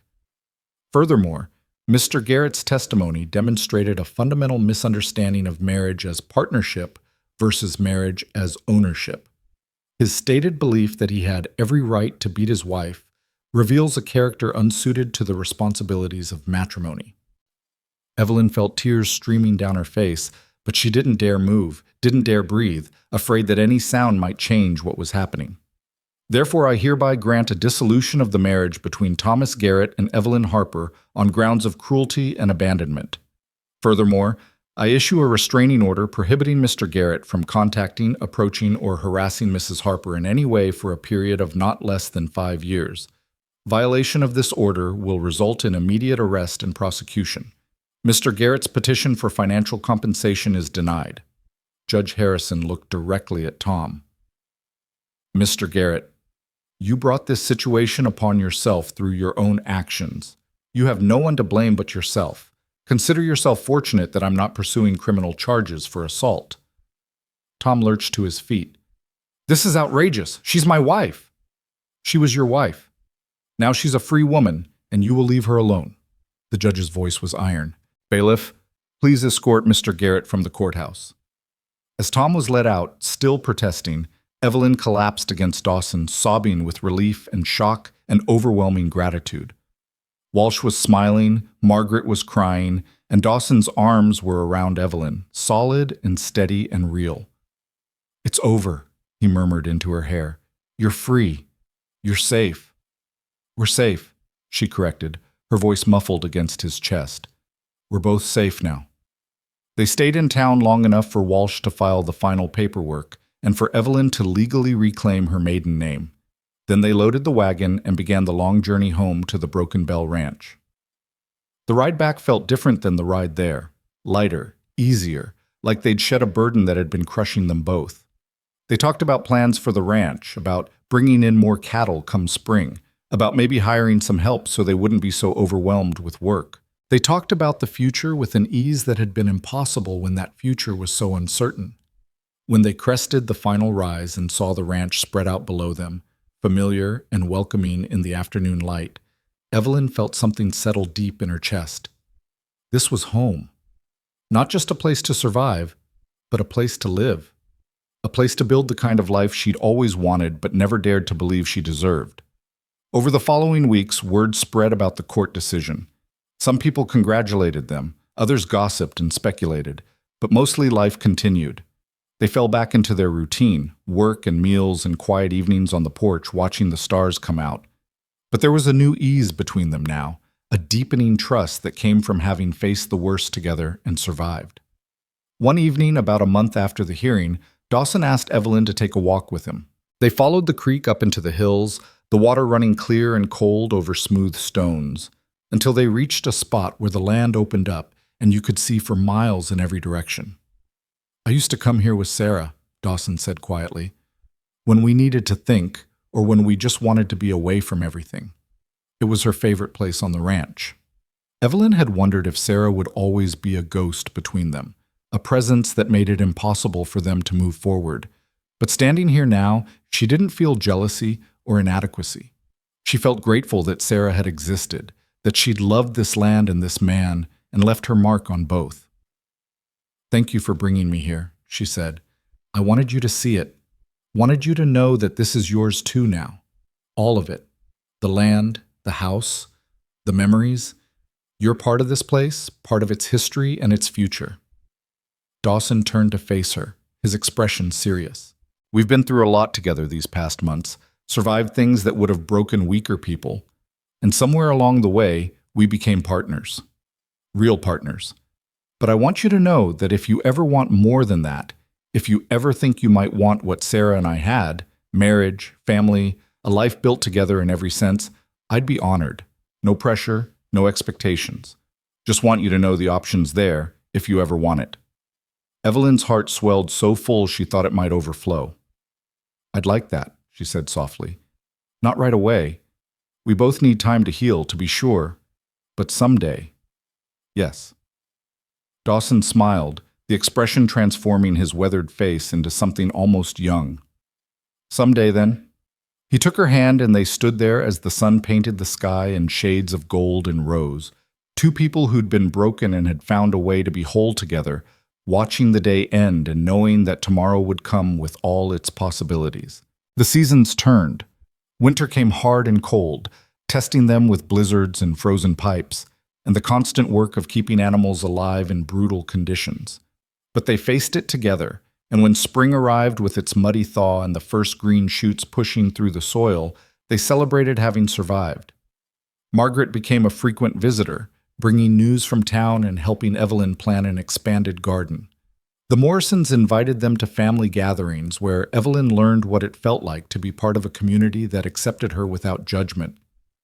Doc Brennan checked on her periodically, monitoring not just her physical health, but her emotional recovery, and gradually pronounced her healed as much as anyone ever healed from trauma.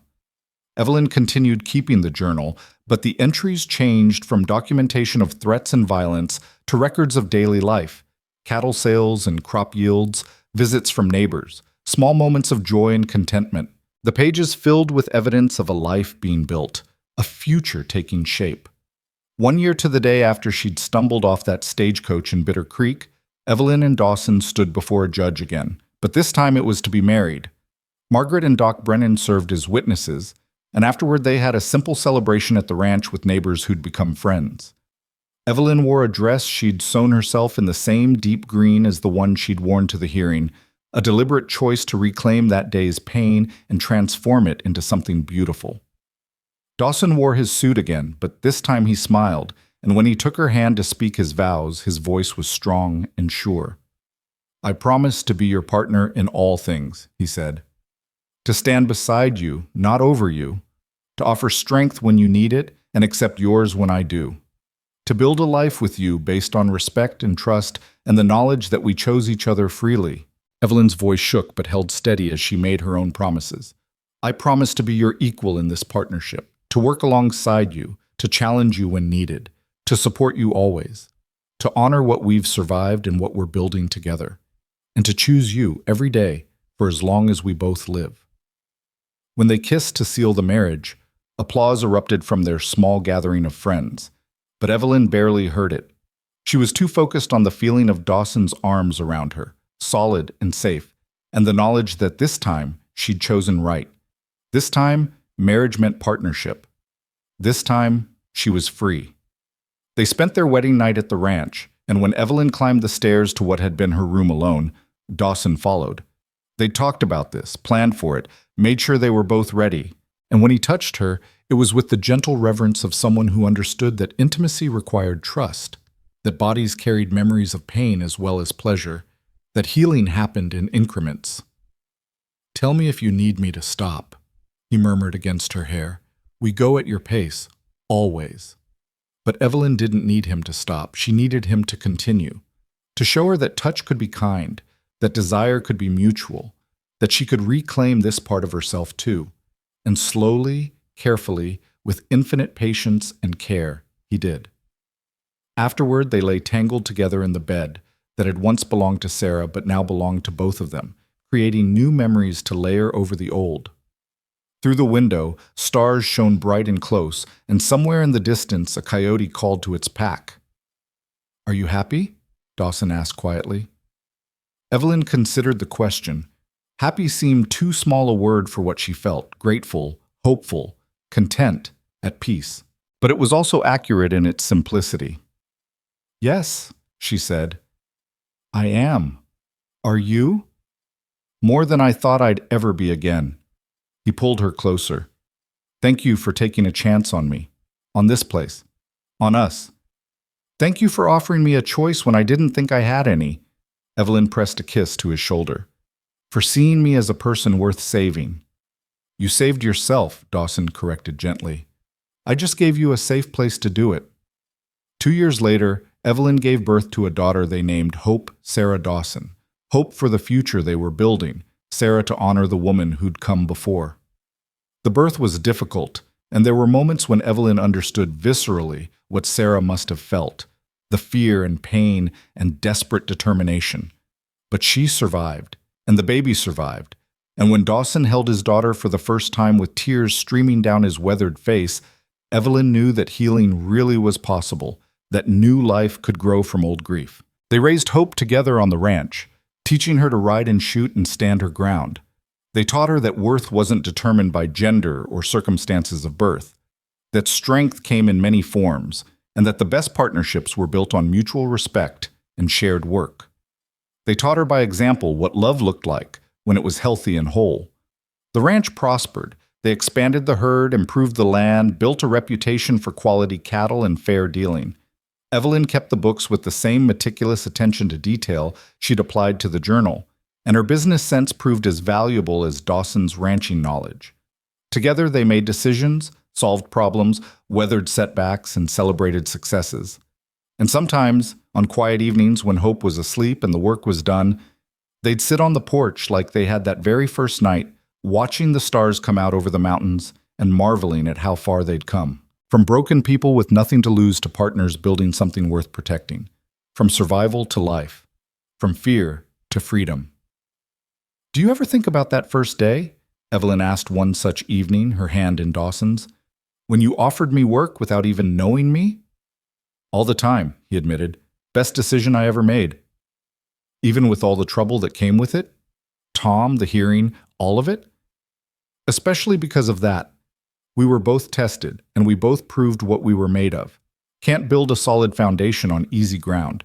He squeezed her hand. "Besides, you were worth the trouble. Worth everything." Evelyn leaned her head against his shoulder and closed her eyes, breathing in the scent of sage and pine and home. She thought about the woman she'd been when she arrived here, beaten, terrified, certain she had no value beyond what men decided to assign her. And she thought about the woman she'd become. Strong, capable, valued for who she was rather than what she could provide. A woman who'd survived the worst and built the best from its ashes. The journey from that stagecoach to this porch had been brutal, but it had also been necessary because it had brought her here to this moment, this life, this love that was built on choice and sustained by partnership. She'd been broken when she arrived at the Broken Bell Ranch, but she'd found more than just healing here. She'd found herself, her voice, her strength, her right to a life of her own choosing, and she'd found a partner who understood that the greatest gift you could give someone wasn't rescue, but the space and support to save themselves. Years later, when Hope asked about how her parents had met, Evelyn would tell her the truth about the violence and the fear, about the kindness that came when she'd needed it most, about standing up in that courtroom and claiming her freedom. She'd tell her daughter that dignity offered at the right moment could change everything, that healing didn't erase scars but turned them into foundations, and that the best love stories weren't about being saved, but about two people choosing to stand together and build something better than either could alone. And she'd tell her that she was named Hope for a reason, because hope was what you clung to when everything else was stripped away. Hope was what kept you moving forward when the way was dark. And hope was what bloomed into life when you finally gave yourself permission to believe in something better. The sun set behind the mountains, painting the sky in shades of fire and gold. Tomorrow, there would be work to do, challenges to face, a life to continue building. But tonight, in this moment, there was peace, there was love, there was home. And for Evelyn Harper Dawson, who'd traveled so far from the broken woman who'd fallen off a stagecoach into dust and despair, that was more than enough. That was everything.